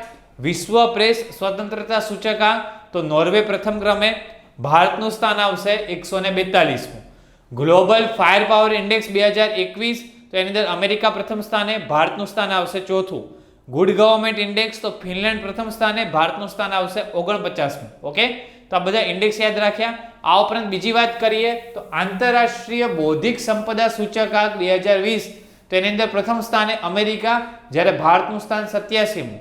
અને વૈશ્વિક ઉર્જા રૂપાંતરણ સૂચકાંક 2021 પ્રથમ સ્થાને સ્વીડન, અને ભારતનું સ્થાન છે 87મું. ઓકે. તો આ 2021 અગત્યના ઇન્ડેક્સની વાત કરી કે પ્રથમ સ્થાને કયો દેશ રહ્યો છે અને ભારતનું સ્થાન કયા નંબરે છે. તો પરીક્ષામાં પૂછાઈ શકે એવો પ્રશ્ન થયો. એક મેં તમને લિસ્ટ આપી દીધી, તો અગત્યના તમામ ઇન્ડેક્સ વિશે આપણે ચર્ચા કરી લીધી છે. ઓકે. ચલો, હવે જે મિત્રો બિન સચિવાલય ક્લાર્કની તૈયારી કરી રહ્યા હોય, અથવા તો કોન્સ્ટેબલની તૈયારી કરી રહ્યા હોય, અથવા તો પીએસઆઈની તૈયારી કરી રહ્યા હોય, તો એવા મિત્રો માટે માત્ર 999 રૂપિયામાં 3 મહિનાની વેલિડિટી સાથેનો કોર્સ લોન્ચ કરવામાં આવ્યો છે જીપીએસસી ઓનલાઈન દ્વારા, જે તમે 15 ડિસેમ્બર સુધી ખરીદી શકો છો. તો જે પણ મિત્રોને આ કોર્સ ખરીદવો હોય, આજે જ જીપીએસસી ઓનલાઈન એપ્લિકેશન ડાઉનલોડ કરી લે. વધારે માહિતી માટે તમે જીપીએસસી ઓનલાઈનના હેલ્પલાઇન નંબર ઉપર કોલ કરી શકો છો. અહીંયા હેલ્પલાઇન નંબર આપેલા છે. પછી વાત કરીએ એનિમિયા મુક્ત ભારત સૂચકાંક 2021-22 કયું રાજ્ય પ્રથમ સ્થાન ઉપર રહ્યું છે? ઓકે. 21-22 ની અંદર કયું રાજ્ય પ્રથમ સ્થાન ઉપર રહ્યું છે? હવે આ પ્રકારનો ઇન્ડેક્સ કયો પ્રકારનો છે? નેશનલ પ્રકારનો ઇન્ડેક્સ છે, રાષ્ટ્રીય લેવલ ઉપરનો ઇન્ડેક્સ છે. તો એની અંદર રાજ્યોના ક્રમ આપ્યા હશે. તો એની અંદર આપણે જોવું પડે કે ગુજરાત રાજ્ય કયા ક્રમે રહ્યું છે, પછી પ્રથમ સ્થાને કયું રાજ્ય રહ્યું છે. આવી 1-2 બેઝિક બાબતો આપણે યાદ રાખવી પડે. તો પ્રથમ સ્થાને કયું રાજ્ય રહ્યું છે? મધ્યપ્રદેશ એ પ્રથમ સ્થાને રહ્યું છે. વિગતે માહિતી મેળવીએ તો શું છે? એનિમિયા મુક્ત ભારત સૂચકાંક 2020-21 ની અંદર ટોપ 3 રાજ્યો જોઈએ તો મધ્યપ્રદેશ પ્રથમ ક્રમે છે, ઓડિશા દ્વિતીય ક્રમે છે, અને હિમાચલ પ્રદેશ તૃતીય ક્રમે આવશે. ઓકે. મધ્યપ્રદેશ, પછી કયું આવશે? ઓડિશા, અને પછી આવશે હિમાચલ પ્રદેશ. તો આ 3 રાજ્યોના ક્રમ આપણે યાદ રાખવાના થાય છે. પછી વાત કરીએ મધ્યપ્રદેશ, એના વિશે બેઝિક માહિતી થોડી હોવી જોઈએ, કેમ કે મધ્યપ્રદેશ ચર્ચામાં રહ્યું છે. તો મધ્યપ્રદેશની સ્થાપના થઈ છે 1 નવેમ્બર 1956, જેની રાજધાની છે ભોપાલ, જેના મુખ્યમંત્રી છે શિવરાજસિંહ ચૌહાણ, અને જેના વર્તમાન રાજ્યપાલ છે, વધારાનો હવાલો સોંપવામાં આવ્યો છે આનંદીબેન પટેલ. ઓકે. ચલો, પછી થોડી બીજી બેઝિક બાબતો વાત કરીએ તો મધ્યપ્રદેશને ટાઈગર સ્ટેટના નામથી પણ ઓળખવામાં આવે છે. અને સાંચીનો સ્તૂપ, ઘણીવાર પરીક્ષામાં પ્રશ્ન પૂછાઈ ગયો છે. સાંચીનો સ્તૂપ ક્યાં આવેલો છે? તો સાંચીનો સ્તૂપ મધ્યપ્રદેશ ખાતે આવેલો છે. સાંચીનો સ્તૂપ ક્યાં આવેલો છે? મધ્યપ્રદેશ ખાતે સાંચીનો સ્તૂપ આવેલો છે. ઓકે. તો એ પણ યાદ રાખીશું આપણે. અચ્છા, એક અહીંયા નાનકડી ભૂલ થઈ છે આનંદીબેન પટેલની. અહીંયા આવશે મંગુભાઈ પટેલ, મધ્યપ્રદેશના રાજ્યપાલ. ઓકે.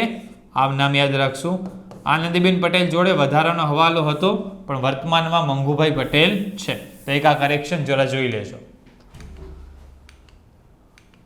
ચલો, પછી નેક્સ્ટ ક્વેશ્ચન જોઈએ. સંયુક્ત રાષ્ટ્ર સંઘના ફરીથી મહાસચિવ કોણ બન્યા છે? હવે આ આંતરરાષ્ટ્રીય વર્તમાન પદાધિકારી થયા. ઓકે. તો યાદ રાખવાનું થાય કોણ બન્યા છે. એન્ટોનિયો ગુટેરસ બન્યા છે, અમિતાભ ચૌધરી બન્યા છે, બ્રેટ ક્લોથિયર બન્યા છે, કે જીલ લુકુન બન્યા છે? તો કોણ બન્યા છે? એન્ટોનિયો ગુટેરસ બન્યા છે. સેના મહાસચિવ બન્યા છે? સંયુક્ત રાષ્ટ્ર સંઘ UNO એના મહાસચિવ કોણ બન્યા છે? એન્ટોનિયો ગુટેરસ બન્યા છે. તો વિગતે માહિતી મેળવીએ આપણે. હાલમાં સંયુક્ત રાષ્ટ્ર સુરક્ષા પરિષદના બીજા કાર્યકાળ માટે સંયુક્ત રાષ્ટ્રના મહાસચિવ પદ માટે એન્ટોનિયો ગુટેરસને પસંદ કરવામાં આવ્યા છે, જેમનો બીજો કાર્યકાળ 1 જાન્યુઆરી 2022 થી શરૂ થવા જઈ રહ્યો છે. બીજો કાર્યકાળ ક્યારથી શરૂ થવા જઈ રહ્યો છે? 1 જાન્યુઆરી 2022 થી શરૂ થવા જઈ રહ્યો છે. ઓકે, અને એ કાર્યકાળ માટે પસંદગી પામ્યા છે. તો યાદ રાખવાનું છે. બીજી બેઝિક માહિતી મેળવીએ તો યુએનઓનું ફૂલ ફોર્મ શું છે? યુનાઇટેડ નેશન્સ ઓર્ગેનાઇઝેશન એમનું ફૂલ ફોર્મ છે, જેની સ્થાપના થઈ હતી 24 ઓક્ટોબર 1945ના રોજ, જેનું મુખ્યાલય આવેલું છે ન્યુયોર્ક ખાતે. અને યુએનઓનું સદસ્ય ભારત ક્યારે બન્યું હતું? તો ભારત યુએનઓનું સદસ્ય બન્યું હતું 1945માં. ભારત યુએનઓનું સદસ્ય બન્યું હતું. યુએનઓના વર્તમાન સભ્ય દેશ કેટલા છે? 193 દેશ છે. અને 193માં કયો દેશ બન્યો છે? તો દક્ષિણ સુદાન એનો સભ્ય દેશ બન્યો છે. વર્તમાનમાં કેટલા સભ્ય દેશ છે? તો વર્તમાનમાં 193 સભ્ય દેશ છે. અને 193માં સભ્ય દેશ કયો બન્યો છે? દક્ષિણ સુદાન બન્યો છે. ઓકે, યુએનઓ વિશે વાત કરીએ તો હિન્દીમાં ભાષણ આપવા વાળા પ્રથમ ભારતીય વ્યક્તિ કોણ? તો અટલ બિહારી વાજપેયી એ પ્રથમ ભારતીય વ્યક્તિ છે કે જેઓએ હિન્દીમાં ભાષણ આપ્યું છે. અને યુએન દિવસ ક્યારે ઉજવવામાં આવે છે? તો યુએન દિવસ દર વર્ષે 24 ઓક્ટોબરના રોજ ઉજવવામાં આવે છે. તો યાદ રાખવાનું છે, યુએન દિવસ દરેક વર્ષે 24 ઓક્ટોબરના રોજ ઉજવવામાં આવે છે. ઓકે, પછી જોઈએ છીએ ક્યુએસ વર્લ્ડ યુનિવર્સિટી રેન્કિંગ 2022ના અનુસાર દુનિયાની પ્રથમ યુનિવર્સિટી કઈ બની છે? આ રેન્કિંગ અનુસાર તમારે એ જણાવવાનું છે કે દુનિયાની પ્રથમ નંબરે યુનિવર્સિટી કઈ રહી છે, એ તમારે જણાવવાનું છે. હાર્વર્ડ યુનિવર્સિટી રહી છે, સ્ટેફનફોર્ડ યુનિવર્સિટી રહી છે, કેમ્બ્રિજ યુનિવર્સિટી રહી છે કે મેસાચ્યુસેટ્સ ઇન્સ્ટિટ્યૂટ ઓફ ટેકનોલોજી રહી છે? તો પ્રથમ ક્રમે કઈ રહી છે?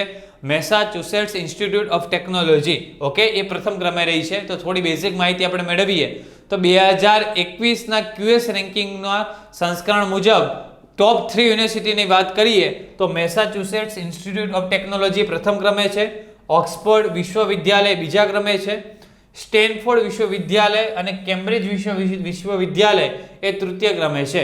તો ટોપ 3 ક્રમ આપણે યાદ રાખવાના થાય. પરીક્ષામાં પૂછાઈ શકે તો ટોપ 3 ક્રમ આપણને આવડવા જોઈએ કે ટોપ 3 ક્રમ ઉપર કોણ રહ્યું છે. ઓકે, તો આ ટોપ 3 ક્રમો આપણે જોઈ લેવાના એકવાર. પછી વાત કરીએ આઈઆઈટી બોમ્બેને કયું સ્થાન મળ્યું છે? તો આઈઆઈટી બોમ્બેને 177મી રેન્ક મળી છે. આઈઆઈટી બોમ્બે 177મી રેન્ક સાથે ભારતના સર્વશ્રેષ્ઠ વિશ્વવિદ્યાલયના રૂપમાં સ્થાન આપવામાં આવ્યું છે. આના પછી આઈઆઈટી દિલ્હી અને આઈઆઈએસસી બેંગ્લોરને સ્થાન આપવામાં આવ્યું છે. ઓકે, તો આઈઆઈટી બોમ્બે કયા સ્થાન ઉપર છે? 177માં સ્થાન ઉપર છે. ઇવન વાત કરીએ ને તો ટ્વિટરના વર્તમાન સીઈઓ પરાગ અગ્રવાલ એમણે પોતાનું ભણતર આઈઆઈટી બોમ્બેમાંથી લીધેલું છે. તો આપણા માટે ગર્વની બાબત કહી શકાય. ઓકે, આ વાર્ષિક વિશ્વવિદ્યાલય રેન્કિંગ કોના દ્વારા પ્રકાશિત કરવામાં આવે છે? તો ક્યુએસ દ્વારા પ્રકાશિત કરવામાં આવે છે. પછી વાત કરીએ યુએનસીટીએડી ના પ્રથમ મહિલા સચિવ કોણ બન્યા છે? તો એવો પ્રશ્ન થાય કે યુએનસીટીએડી શું છે? ઓકે, તો એના વિશે આપણે માહિતી મેળવીએ, પણ એના પહેલા જોઈ લઈએ કે એના પ્રથમ મહિલા સચિવ કોણ બન્યા છે. રેબેકા ગ્રીન્સપેન બન્યા છે, લેરી ક્લેનર બન્યા છે, એલિઝાબેથ બન્યા છે કે માલવિકા હેગડે બન્યા છે? તો કોણ બન્યા છે? રેબેકા ગ્રીન્સપેન એના પ્રથમ મહિલા મહાસચિવ બન્યા છે. યુએનસીટીએડી વિશે વાત કરીએ તો સંયુક્ત રાષ્ટ્ર મહાસભાએ વ્યાપાર અને વિકાસ પર સંયુક્ત મહારાષ્ટ્ર સંમેલનના અધ્યક્ષ પદ માટે રેબેકા ગ્રીન્સપેનના નામને મંજૂરી આપી છે. રેબેકા ગ્રીન્સપેન કોસ્ટારિકાના રહેવાસી છે. ક્યાંના રહેવાસી છે? કોસ્ટારિકા દેશના રહેવાસી છે. ઓકે, હવે યુએનસીટીડી વિશે વાત કરીએ તો એનું ફૂલ ફોર્મ શું છે? United Nations conference on trade and development એનું ફૂલ ફોર્મ છે. આનું ફૂલ ફોર્મ આપણે ખાસ ધ્યાનમાં રાખવાનું છે. United Nations conference on trade and development એનું ફૂલ ફોર્મ છે. સંયુક્ત રાષ્ટ્ર વ્યાપાર અને વિકાસ સંમેલન તરીકે ઓળખાય છે, જેની સ્થાપના થઈ હતી 30 ડિસેમ્બર 1964ના રોજ. જેનું મુખ્યાલય ક્યાં આવેલું છે? તો જેનું મુખ્યાલય સ્વિટ્ઝરલેન્ડના જીનીવા ખાતે આવેલું છે. અને જેના વર્તમાન મહાસચિવ કોણ છે? રેબેકા ગ્રીન્સપેન એના વર્તમાન મહાસચિવ છે. તો આટલી બેઝિક બાબતો તમને આવડવી જોઈએ યુએનસીટીએડી વિશે. ઓકે, ચલો પછી નેક્સ્ટ ક્વેશ્ચન જોઈએ. ભારતીય મૂળની કઈ મહિલા પત્રકારને પુલિત્ઝર પુરસ્કાર 2021 થી સન્માનિત કરવામાં આવ્યું છે? તો આના પહેલા આપણે રેમન મેગ્સેસ પુરસ્કાર વિશે વાત કરી ગયા, બુકર પ્રાઇઝ વિશે વાત કરી ગયા. હવે કયા પુરસ્કાર વિશે વાત કરી રહ્યા છીએ? પુલિત્ઝર પુરસ્કાર વિશે વાત કરી રહ્યા છીએ. તો પુલિત્ઝર પુરસ્કાર 2021 થી કોને સન્માનિત કરવામાં આવ્યા છે? મેઘા રાજગોપાલનને, સૃષ્ટિ ગોસ્વામીને, મેઘના પંતને કે અંકિતા સિંહને કોને સન્માનિત કરવામાં આવ્યા છે? એ તમારે જણાવવાનું છે. તો કોને સન્માનિત કરવામાં આવ્યા છે? મેઘા રાજગોપાલનને સન્માનિત કરવામાં આવ્યા છે. વિગતે માહિતી મેળવીએ તો 2021માં પુલિત્ઝર પુરસ્કારનું 105મું સંસ્કરણ છે. કયા નંબરનું સંસ્કરણ છે? 105મા નંબરનું સંસ્કરણ છે. આ પુરસ્કાર ન્યુયોર્ક શહેરના કોલંબિયા વિશ્વવિદ્યાલય દ્વારા પ્રકાશિત કરવામાં આવે છે. કોના દ્વારા પ્રકાશિત કરવામાં આવે છે? તો ન્યુયોર્ક શહેરના કોલંબિયા વિશ્વવિદ્યાલય દ્વારા પ્રકાશિત કરવામાં આવે છે. કયા નંબરનું સંસ્કરણ છે? 105મા નંબરનું સંસ્કરણ છે. ઓકે, પછી વાત કરીએ પુલિત્ઝર પુરસ્કાર વિશે. તો પુલિત્ઝર પુરસ્કાર, તો આ પુરસ્કારને પત્રકારત્વનો દુનિયાનો સૌથી મોટો પુરસ્કાર માનવામાં આવે છે. પત્રકારત્વ ક્ષેત્રમાં આ પુરસ્કાર આપવામાં આવે છે.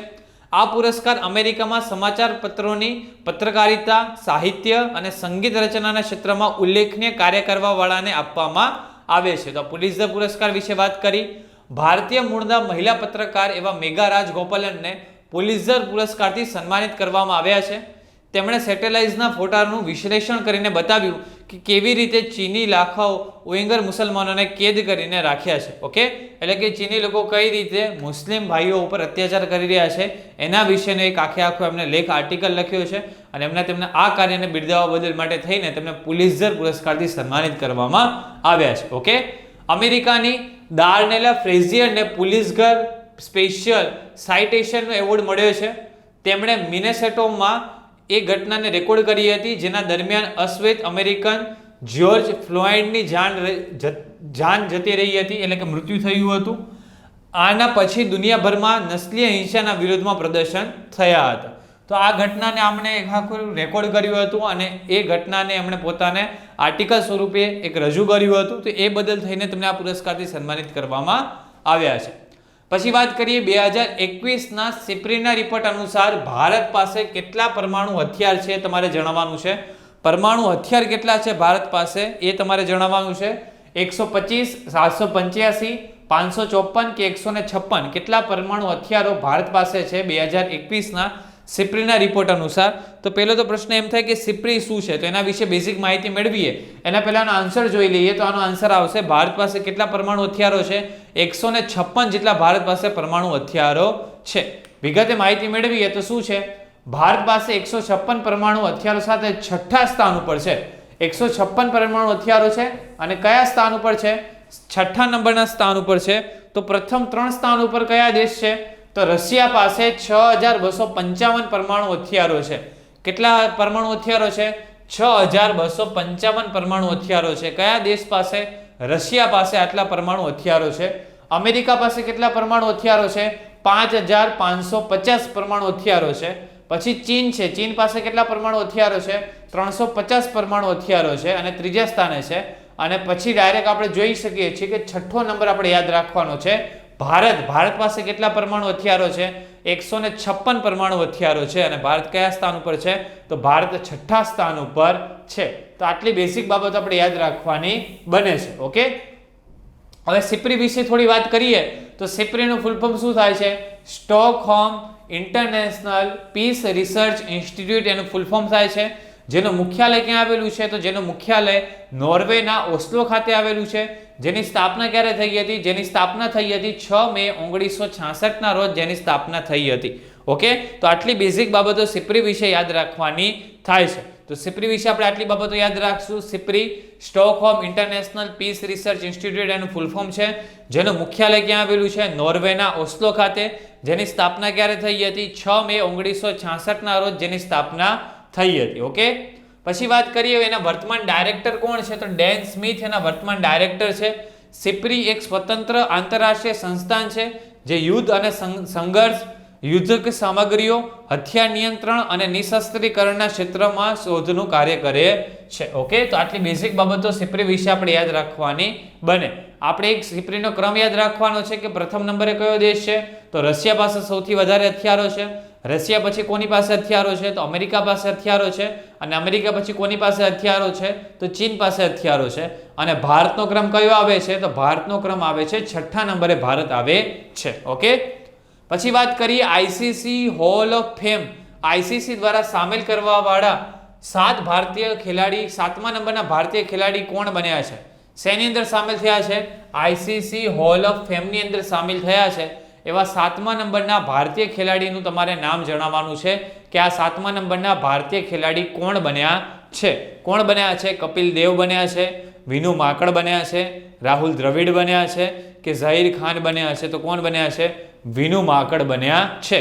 વિગતે માહિતી મેળવી આપણે તો આઈસીસીએ હોલ ઓફ ફેમ ઓકે એની એક લિસ્ટ જાહેર કરી છે. એમાં ભારતના દિગ્ગજ ઓલરાઉન્ડર ખેલાડી વિનુ માકડને સમાવેશ કર્યો છે. વિનુ માકડને એમાં સમાવેશ કરવામાં આવેલો છે. વિનુ માકડ એ હોલ ઓફ ફેમમાં સામેલ થવા વાળા 7મા ભારતીય ખેલાડી બન્યા છે. તો આના પહેલા કયા કયા ભારતીય ખેલાડીઓ સામેલ થઈ ચૂક્યા છે એવો આપણને પ્રશ્ન થાય તો આના પહેલા બિશનસિંહ બેદી, કપિલ દેવ, સુનિલ ગાવસ્કર, અનિલ કુંબલે, રાહુલ દ્રવિડ, સચિન તેંડુલકર આવા બધા ખેલાડીઓ સામેલ થઈ ચૂક્યા છે. આવા 6 ખેલાડીઓ ઓકે સામેલ થઈ ચૂક્યા છે. અને 7મા નંબરના ખેલાડી કોણ બન્યા છે? તો 7મા નંબરના ખેલાડી બન્યા છે વિનુ માકડ. તો આ 7 ખેલાડીનું નામ આપણે યાદ રાખવાનું છે. આઈસીસી દ્વારા હોલ ઓફ ફેમની લિસ્ટ જાહેર કરવામાં આવી છે. એન્ડ સમાવેશ કોનો થયો છે? વિનુ માકડનો સમાવેશ થયો છે. ઓકે ચલો પછી આઈસીસી વિશે થોડી માહિતી મેળવીએ તો આઈસીસીનું ફૂલ ફોર્મ શું છે? International cricket council. આઈસીસીનું પૂર્ણ નામ છે જેની સ્થાપના થઈ હતી 15 જૂન 1909ના રોજ. જેનું મુખ્યાલય ક્યાં આવેલું છે? તો જેનું મુખ્યાલય દુબઈ સંયુક્ત આરબ અમીરાત ખાતે આવેલું છે. જેના વર્તમાન અધ્યક્ષ કોણ છે? ગ્રેગ બાર્કલે છે. જેના વર્તમાન સીઈઓ કોણ છે? મનુ સાહનીના વર્તમાન સીઈઓ છે. ઓકે અને વિશ્વમાં ક્રિકેટની રમતને રેગ્યુલેટ કોણ કરે છે? તો આઈસીસી ઇન્ટરનેશનલ ક્રિકેટ કાઉન્સિલ એ વર્તમાનમાં ક્રિકેટની રમતોને શું કરે છે? રેગ્યુલેટ કરે છે. ચલો તો આટલી બેઝિક બાબતો આપણે યાદ રાખવાની થાય છે બધા પ્રશ્નોની. ઇન્ટરનેશનલ ક્રિકેટ કાઉન્સિલ વિશે, આઈસીસી વિશે આટલી બેઝિક બાબતો આપણે જોઈ લીધી છે. હજી પણ પ્રશ્નો આપણે જોતા રહેવાના છે. જોઈએ છીએ નેક્સ્ટ પ્રશ્ન. તો આઈસીસી વિશે બેઝિક માહિતી મેળવી ગયા હતા આપણે. હવે જોઈએ નેક્સ્ટ ક્વેશ્ચન. ટાઈમ્સ હાયર એજ્યુકેશનની વિશ્વ પ્રતિષ્ઠા રેન્કિંગ 2021માં પ્રથમ સ્થાને કઈ યુનિવર્સિટી આવી છે? હવે જો આ પ્રકારની રેન્કિંગ જ્યારે જાહેર થતી હોય ને ત્યારે તમારે યાદ રાખવું પડે કે પ્રથમ સ્થાને રેન્કિંગમાં કોણ આવ્યું છે, પછી શું ભારતની કોઈ યુનિવર્સિટી છે, ભારતનું કોઈ શહેર છે તેનું સ્થાન કયું રહ્યું છે, આ રિપોર્ટ કોના દ્વારા જાહેર કરવામાં આવ્યો છે, આ રિપોર્ટનું કયા નંબરનું સંસ્કરણ હતું. આ પ્રકારના પ્રશ્ન પરીક્ષામાં પૂછાઈ શકે છે. તો પહેલા માહિતી મેળવી લઈએ કે પ્રથમ સ્થાને કઈ યુનિવર્સિટી રહી છે. સિમ્પલી આપણે તો એ જ જાણવાનું છે કે પ્રથમ સ્થાને કઈ યુનિવર્સિટી રહી છે. તો પ્રથમ સ્થાને કઈ યુનિવર્સિટી રહી છે? પ્રથમ સ્થાને યુનિવર્સિટી રહી છે અહીં હાર્વર્ડ યુનિવર્સિટી, જે યુએસએ ખાતે આવેલી છે. ઓકે ચલો હવે એના વિશે થોડી વિગતે માહિતી મેળવીએ. તો વિશ્વ પ્રતિષ્ઠા રેન્કિંગ 2021માં દુનિયાભરના પ્રમુખ વિદ્વાનોના વોટોના આધારે શીર્ષ 200 વિશ્વવિદ્યાલયોનો વાર્ષિક રેન્કિંગ પ્રદાન કરવામાં આવે છે. આ વર્ષે આ રેન્કિંગમાં સંયુક્ત રાજ્ય અમેરિકાની યુનિવર્સિટી હાર્વર્ડ યુનિવર્સિટી શીર્ષ સ્થાન હાંસલ કર્યું છે. ઓકે હાર્વર્ડ યુનિવર્સિટી કયા સ્થાન ઉપર રહી છે? તો હાર્વર્ડ યુનિવર્સિટી પ્રથમ સ્થાન ઉપર રહી છે. તો યાદ રાખવાનું થાય હાર્વર્ડ યુનિવર્સિટી. હવે આપણે ટોપ 3 નામ યાદ રાખીએ તો હાર્વર્ડ યુનિવર્સિટી એ પ્રથમ સ્થાન ઉપર રહી છે. પછી વાત કરીએ મેસાચ્યુસેટ્સ પ્રૌદ્યોગિક સંસ્થાન યુએસએ, જે દ્વિતીય સ્થાન ઉપર રહ્યું છે. યુનિવર્સિટી ઓફ ઓક્સફર્ડ, જે તૃતીય સ્થાન ઉપર રહ્યું છે. તો આ 3 યુનિવર્સિટી આપણે યાદ રાખવાની થાય. આ સિવાય 4 ભારતીય સંસ્થાઓને ટાઈમ્સ હાયર એજ્યુકેશન્સની વિશ્વ પ્રતિષ્ઠા રેન્કિંગ 2021માં સ્થાન મળેલું છે. કઈ કઈ સંસ્થાઓને સ્થાન મળેલું છે? તો IISc Bangalore, IIT Bombay, IIT Madras અને આઈઆઈટી દિલ્હી, આને પણ સ્થાન મળેલું છે. તો આપણે એ પણ યાદ રાખીશું કે આને પણ આ રેન્કિંગમાં સ્થાન મળેલું છે. ઓકે ભારતમાં શીર્ષ સ્થાન ઉપર ભારતીય વિજ્ઞાન સંસ્થા કઈ રહેલી છે? તો આઈઆઈએસસી બેંગ્લોર કયા સ્થાન ઉપર રહેલી છે? 100મા સ્થાન ઉપર રહેલી છે. ઓકે તો યાદ રાખવાનું થાય છે. પછી નેક્સ્ટ ક્વેશ્ચન છે આપણો 16મા નંબરનું G20 સંમેલન 2021ની અધ્યક્ષતા કયા દેશ કરવા જઈ રહ્યું છે? હવે G20 સંમેલન યોજવા જઈ રહ્યું છે તો એની અધ્યક્ષતા કોણ કરવા જઈ રહ્યું છે? આપણો આન્સર એ જણાવવાનો છે. ભારત એનું અધ્યક્ષતા કરવા જઈ રહ્યું છે, ચીન અધ્યક્ષતા કરવા જઈ રહ્યું છે, જાપાન અધ્યક્ષતા કરવા જઈ રહ્યું છે કે ઇટાલી એની અધ્યક્ષતા કરવા જઈ રહ્યું છે? એનો આન્સર આવશે શું? તેનો આન્સર આવશે ઇટાલી. વિગતે માહિતી મેળવીએ આપણે તો ઇટાલીમાં 16મા નંબરની G20 સમિટ શરૂ થઈ ગઈ છે. આ સમિટમાં ભાગ લેવા માટે પીએમ નરેન્દ્ર મોદી પણ તેઓ રવાના થઈ ગયા છે, રોમના કન્વેન્શન સેન્ટર પહોંચી ગયા છે. ઓકે G20 વિશે વાત કરીએ તો એનું ફૂલ ફોર્મ શું છે? ગ્રુપ ઓફ 20 તરીકે ઓળખવામાં આવે છે. G20 માં 19 દેશ પ્લસ યુરોપિયન સંઘ એમ મળીને ટોટલ 20 દેશોનો સમૂહ એટલે G20 તરીકે ઓળખવામાં આવે છે. ઓકે, અને આ G20 ની સ્થાપના ક્યારે થઈ હતી? તો આ G20 ની સ્થાપના 26 સપ્ટેમ્બર 1999 ના રોજ આ G20 ની સ્થાપના થઈ હતી. કદાચ G20 ની સ્થાપના પૂછાઈ જાય તો આપણને આવડી જવું જોઈએ કે G20 ની સ્થાપના 26 સપ્ટેમ્બર 1999 ના રોજ એની સ્થાપના થઈ હતી.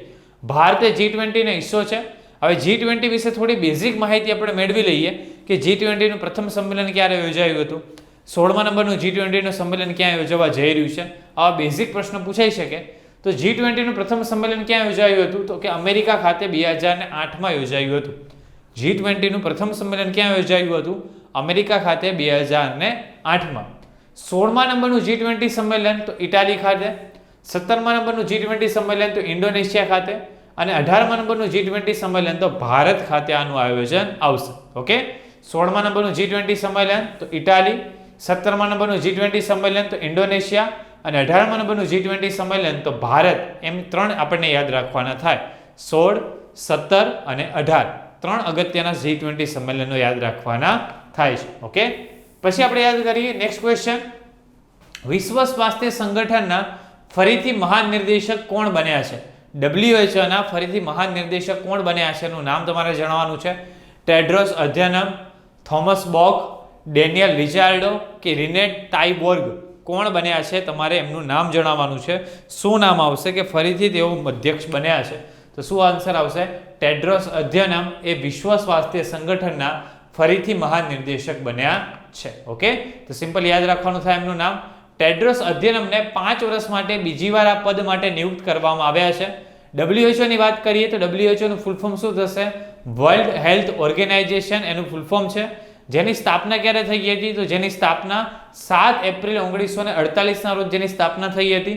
જેનું મુખ્યાલય ક્યાં આવેલું છે? તો જેનું મુખ્યાલય સ્વિટ્ઝરલેન્ડના જીનીવા ખાતે જેનું મુખ્યાલય આવેલું છે. ઓકે, પછી વાત કરીએ તો WHO ને 7 એપ્રિલ 1948 થી કાર્ય આરંભ્યું અને વર્તમાનમાં 7 એપ્રિલને પ્રતિ વર્ષ વિશ્વ સ્વાસ્થ્ય દિવસ તરીકે ઉજવવામાં આવે છે. તો 7 એપ્રિલ વિશ્વ સ્વાસ્થ્ય દિવસ તરીકે ઉજવવામાં આવે છે, એ પણ આપણે યાદ રાખવાનું થાય. ઓકે, આ એક આંતર સરકારી સંગઠન છે તથા સામાન્ય રીતે પોતાના સદસ્ય રાષ્ટ્રોના સ્વાસ્થ્ય મંત્રાલયોના સહયોગથી કાર્ય કરે છે, તો એ પણ યાદ રાખવાનું થાય છે. ઓકે, પછી વાત કરીએ વર્તમાન મહાનિર્દેશક કોણ છે? તો ટેડ્રોસ અધ્યનમ એના વર્તમાન મહાનિર્દેશક છે. વર્તમાન સભ્ય દેશોના કેટલા છે? તો વર્તમાન સભ્ય દેશ 194 છે. અને WHO નું દક્ષિણ પૂર્વ એશિયાનું મુખ્યાલય ક્યાં આવેલું છે? તો દક્ષિણ પૂર્વ એશિયાનું મુખ્યાલય ક્યાં આવેલું છે? નવી દિલ્હી ખાતે આ મુખ્યાલય આવેલું છે. તો આટલી બેઝિક બાબતો યાદ રાખવાની બને છે. પછી વાત કરીએ ફર્સ્ટ મિસ ઇન્ડિયા 2021 નો ખિતાબ કોણે જીત્યો છે? અંજના કશ્યપ, સોનિયા બંસલ, પલ અગ્રવાલ કે સુહાની ચૌહાણ? તો આનો આન્સર આવશે પલ અગ્રવાલે આ ખિતાબ જીત્યો છે. ઓકે, ફર્સ્ટ મિસ ઇન્ડિયા 2021 નો ખિતાબ પલ અગ્રવાલે જીત્યો છે. જ્યારે રાયના સિકરીએ ફર્સ્ટ મિસ ઇન્ડિયા ટીમ 2021 નો ખિતાબ જીત્યો છે. તમે અહીંયા ફોટોગ્રાફમાં જોઈ શકો છો. ફર્સ્ટ મિસ ઇન્ડિયા 2021 તો કોણ આવશે? પલ અગ્રવાલ આવશે, જેને તમને ફોટોમાં જોઈ શકો છો. ઓકે, પછી વાત કરીએ COP26 નું સંમેલન 2021 માં નું આયોજન ક્યાં થયું છે? તમારે જણાવવાનું છે. મોસ્કો રશિયા ખાતે, ગ્લાસગો બ્રિટન ખાતે, ન્યુયોર્ક અમેરિકા ખાતે કે બેઇજિંગ ચીન ખાતે? ક્યાંનું આયોજન થયું છે? તો આનું આયોજન થયું છે બ્રિટનના ગ્લાસગો ખાતે આનું આયોજન થયું છે. ઓકે, સિમ્પલ યાદ રાખવાનું થાય ક્યાં આયોજન થયું છે? બ્રિટનના ગ્લાસગો ખાતે આનું આયોજન થયું છે. વિગતે માહિતી મેળવીએ તો COP26 જળવાયુ પરિવર્તનથી દુનિયાને બચાવવા માટેનું સૌથી મોટું મંચ છે. ભારત સહિત દુનિયાના આશરે 120 દેશ બ્રિટનના ગ્લાસગો શહેરમાં એકત્ર થઈ રહ્યા છે. ક્યાં એકત્ર થઈ રહ્યા છે? બ્રિટનના ગ્લાસગો શહેરમાં એકત્ર થઈ રહ્યા છે. જેથી જળવાયુ પરિવર્તન અને તેનાથી થનારા ખતરાને નિવારવા દુનિયાના એક સાથે કદમ ઉઠાવી શકાય છે. આ વખતે કોપ સંમેલનમાં બધા દેશોએ આ વાતનો રોડમેપ પેશ કરવાનો રહેશે, રોડમેપ તૈયાર કરવાનો રહેશે. ઓકે, હવે કોપની વાત કરીએ તો કોપનું ફૂલ ફોર્મ પરીક્ષામાં પૂછાઈ શકે. તો કોન્ફરન્સ ઓફ પાર્ટીઝ એનું ફૂલ ફોર્મ છે. કોન્ફરન્સ ઓફ પાર્ટીઝ UNFCCC એટલે કે united nations framework convention on climate ચેન્જના અંતર્ગત આવે છે, જેનું ગઠન વર્ષ 1994 થયું હતું. ક્યારે ગઠન થયું હતું? વર્ષ 1994 ના ગઠન થયું હતું. ઓકે, યુએનએફસીસી ની સ્થાપના વાયુમંડળમાં ગ્રીનહાઉસ ગેસની સાંદ્રતાને સ્થિર કરવાની દિશામાં કાર્ય કરવા માટે થઈ હતી. ઓકે, પછી વાત કરીએ કોપ અને યુએનએફસીસી ને સર્વોચ્ચ નિર્ણય લેવાની સત્તા ધરાવે છે. પ્રથમ વખત કોપ સંમેલનનું આયોજન ક્યારે થયું હતું? તો પ્રથમ વખત કોપ સંમેલનનું આયોજન 1995 માં બર્લિન જર્મની ખાતે થયું હતું. પ્રથમ વખત કોપ સંમેલનનું આયોજન બર્લિન જર્મની ખાતે થયું હતું. ઓકે, પછી જોઈએ ફિક્કીના નવા મહાનિર્દેશક કોણ બન્યા છે? FICCI એના નવા મહાનિર્દેશક કોણ બન્યા છે? અરુણ ચાવલા, વિજય માલ્યા, અમિત વિજ કે રણવીર સેના? તો કોણ બન્યા છે એના નવા મહાનિર્દેશક? અરુણ ચાવલા એના નવા મહાનિર્દેશક બન્યા છે. ઓકે, તો વિગતે માહિતી મેળવીએ. ફિક્કી તેનું ફૂલ ફોર્મ શું આવશે? Federation of India chambers of commerce and industries એનું ફૂલ ફોર્મ છે, જેની સ્થાપના થઈ હતી 1927 ના રોજ, જેનું મુખ્યાલય આવેલું છે નવી દિલ્હી ખાતે, જેના વર્તમાન અધ્યક્ષ છે ઉદય શંકર અને જેના વર્તમાન મહાનિર્દેશક છે અરુણ ચાવલા. ઓકે, અને જેના સંસ્થાપક કોણ છે? તો ઘનશ્યામદાસ બિરલા અને પુરુષોત્તમ દાસ ઠાકુરદાસ એના સંસ્થાપક આવશે. તો આટલી બેઝિક બાબતો આપણને યાદ રાખવાની થાય. એક ફિક્કીનું પૂર્ણ નામ આપણે યાદ રાખશું, federation of Indian chambers of commerce and industry એનું ફૂલ ફોર્મ થશે, જેની સ્થાપના થઈ હતી 1927 ના રોજ, જેની સ્થાપના થઈ હતી. ઓકે, ફિક્કી એ ભારતનું સૌથી મોટું અને સૌથી જૂનું વ્યાપારિક સંગઠન છે. ડેરી સહકાર યોજના કયા રાજ્યમાં શરૂ થઈ છે? ઓકે, હવે જ્યારે કોઈ રાજ્યમાં કોઈ ઉત્કૃષ્ટ પ્રકારની યોજના શરૂ થતી હોય તે પરીક્ષામાં પ્રશ્ન પૂછાઈ શકે કે આ યોજના કયા રાજ્યમાં શરૂ થઈ છે. અને જો એ યોજના ગુજરાતમાં શરૂ થઈ હોય તો એના વિશે થોડી બેઝિક બાબતો પણ આપણને ખ્યાલ હોવી જોઈએ કે યોજનામાં કઈ કઈ બાબતોનો સમાવેશ થાય છે. જો બીજા રાજ્યમાં શરૂ થઈ હોય તો સિમ્પલ એટલું ખબર હોવી જોઈએ કે કયા રાજ્ય સાથે સંકળાયેલી છે.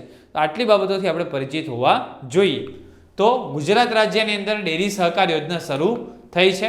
વિગતે માહિતી મેળવીએ તો કેન્દ્રીય ગૃહમંત્રી અમિત શાહે કોના દ્વારા શરૂઆત કરવામાં આવી છે? કેન્દ્રીય ગૃહમંત્રી અમિત શાહ દ્વારા ડેરી સહકાર યોજનાની શરૂઆત કરવામાં આવી છે. આ યોજનાને ગુજરાતના આણંદના ખેડૂતોની આવકને 2 ગણા કરવા અને આત્મનિર્ભર બનાવવા માટે આત્મનિર્ભર ભારત બનાવવાના ઉદ્દેશથી શરૂ કરવામાં આવેલી છે. ઓકે, તો કોના દ્વારા શરૂઆત કરવામાં આવી છે? કેન્દ્રીય ગૃહમંત્રી શ્રી અમિત શાહ દ્વારા આ યોજનાની શરૂઆત કરવામાં આવી છે. અમૂલના 75મા સ્થાપના વર્ષનો આનંદ ઉજવવા માટે અમૂલ દ્વારા આયોજિત એક સમારોહમાં આ યોજના લોન્ચ કરવામાં આવેલી છે. એટલે કે ક્યારે લોન્ચ કરવામાં આવી એવો પ્રશ્ન પૂછાઈ શકે. તો અમૂલનો 75મો સ્થાપના દિવસ હતો, એ પ્રસંગ દરમિયાન આ યોજના લોન્ચ કરવામાં આવી છે. ઓકે, ચલો પછી પ્રશ્ન છે ઓક્સફર્ડ ઇંગ્લિશ ડિક્શનરીનો વર્ડ ઓફ ધ યર 2021 કયા શબ્દને પસંદ કરવામાં આવે છે?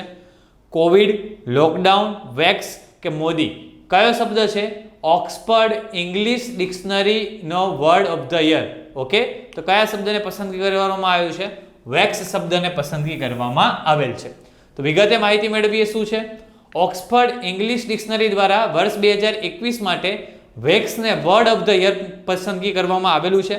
વેક્સ એ લેટિન શબ્દ વેક્સા પરથી ઉતરી આવેલો છે, જેનો અર્થ ઘાય છે.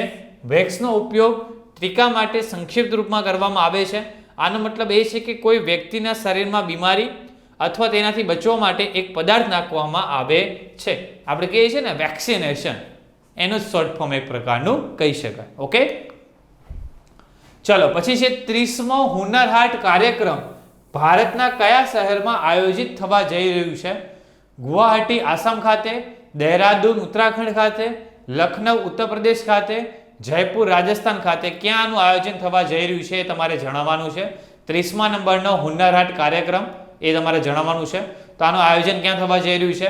દહેરાદૂન ઉત્તરાખંડ ખાતે આનું આયોજન થવા જઈ રહ્યું છે. ઓકે, 30મા નંબરનો હુનર હાટ કાર્યક્રમ 29 ઓક્ટોબરથી 7 નવેમ્બર 2021 સુધી ઉત્તરાખંડના દહેરાદૂનમાં આયોજિત થવા જઈ રહ્યું છે, જે કેન્દ્રીય અલ્પસંખ્યક કાર્યમંત્રી મુખ્તાર અબ્બાસ નકવી અને ઉત્તરાખંડના મુખ્યમંત્રી પુષ્કર ધામીએ કર્યું હતું. ઉદ્ઘાટન એમના દ્વારા ઉદ્ઘાટન કરવામાં આવ્યું હતું. ક્યારે ઉદ્ઘાટન કરવામાં આવ્યું હતું? તો 29 ઓક્ટોબરથી કરીને 7 નવેમ્બર 2021 દરમિયાન 30મા નંબરના હુનર હાટનું ઉદ્ઘાટન કરવામાં આવ્યું હતું. ઓકે, તો સિમ્પલ યાદ રાખવાની થાય બાબત.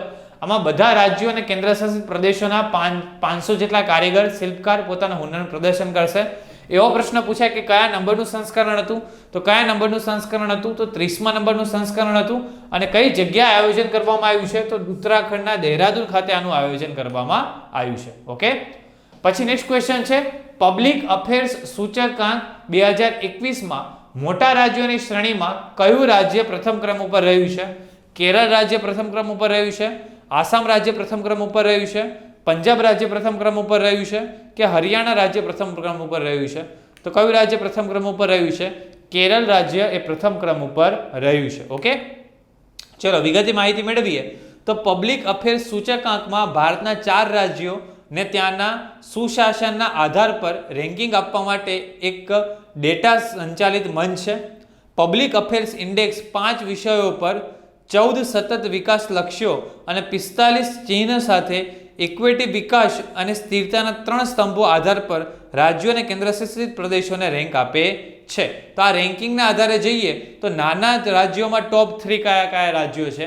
તો નાના રાજ્યોની અંદર સિક્કિમ પ્રથમ ક્રમે છે, મેઘાલય દ્વિતીય ક્રમે છે અને મિઝોરમ તૃતીય ક્રમે છે. સિક્કિમ, પછી મેઘાલય અને પછી મિઝોરમ, 3 ક્રમ આપણે યાદ રાખવાના થાય. સિક્કિમ, મેઘાલય અને મિઝોરમ નાના રાજ્યોમાં ટોપ 3 ક્રમ આપણે આ પ્રમાણે જોવાના છે. પબ્લિક અફેર્સ સૂચકાંક 2021માં નાના રાજ્યોની શ્રેણીમાં પ્રથમ ક્રમે કયું આવશે? તો સિક્કિમ આવશે. હવે એ જ પ્રમાણે મોટા રાજ્યોની શ્રેણીમાં જોઈએ તો પ્રથમ ક્રમે આવશે કેરળ, બીજા ક્રમે આવશે તમિલનાડુ અને ત્રીજા ક્રમે આવશે તેલંગાણા. ઓકે, અને પબ્લિક અફેર્સ સૂચકાંક 2021માં કેન્દ્રશાસિત પ્રદેશોમાં પુડુચેરી પ્રથમ સ્થાને રહ્યું છે. પુડુચેરી કયા સ્થાને રહ્યું છે? પ્રથમ સ્થાને રહ્યું છે. ઓકે, ચલો ટોપ 3 ની વાત કરીએ તો ટોપ 3 કેન્દ્રશાસિત પ્રદેશોમાં તો પુડુચેરી પ્રથમ સ્થાને, પછી જમ્મુ કાશ્મીર છે અને પછી ચંદીગઢ છે. અને કયા નંબરનું સંસ્કરણ હતું આ? તો 6થા નંબરનું સંસ્કરણ હતું. અને કોના દ્વારા જાહેર કરવામાં આવ્યું છે? તો PAC. ઓકે, PAC દ્વારા આ જાહેર કરવામાં આવેલું છે. તો સિમ્પલી આ પ્રકારના પ્રશ્નો પરીક્ષામાં પૂછાઈ શકે છે. ઓકે, તો આ હતો મિત્રો તમારો સ્પેશિયલી હેડ ક્લાર્ક માટેનો કરંટ અફેરનું મેગા લેક્ચર પાર્ટ 1. તો તમને કેવું લાગ્યું તમે કમેન્ટ બોક્સમાં જરૂરથી જણાવજો. તો પાર્ટ 2 આવવો જોઈએ કે નહીં એ પણ તમે કમેન્ટ બોક્સમાં જરૂરથી જણાવજો. તમારી કમેન્ટો હશે તો આપણે આનો પાર્ટ 2 પણ લઈને ટૂંક સમયમાં આવી જશું. ઓકે, તો તમને વિડીયો ગમ્યો હોય તો એકવાર લાઇક કરી દેજો અને ચેનલ સબસ્ક્રાઇબ ના કરી હોય તો ચેનલને જરૂરથી સબસ્ક્રાઇબ કરી દેજો. અને ડેલી સવારે દરરોજ 8 વાગે આપણે લાઈવ કરંટ અફેર સાથે મળીએ છીએ. તો આ લાઈવ કરંટ અફેર જોવા માટે પણ દરરોજ સવારે 8 વાગે લાઈવ આવી જજો. ઓકે, અને બાકી જ્યારે પણ એક્ઝામ આવશે ત્યારે આ પ્રકારના મેરેથોન લેક્ચર સાથે આપણે મળતા રહીશું. તો મળશું ત્યાં સુધી સૌ મિત્રોને જય હિન્દ, જય ભારત અને થેન્ક યુ.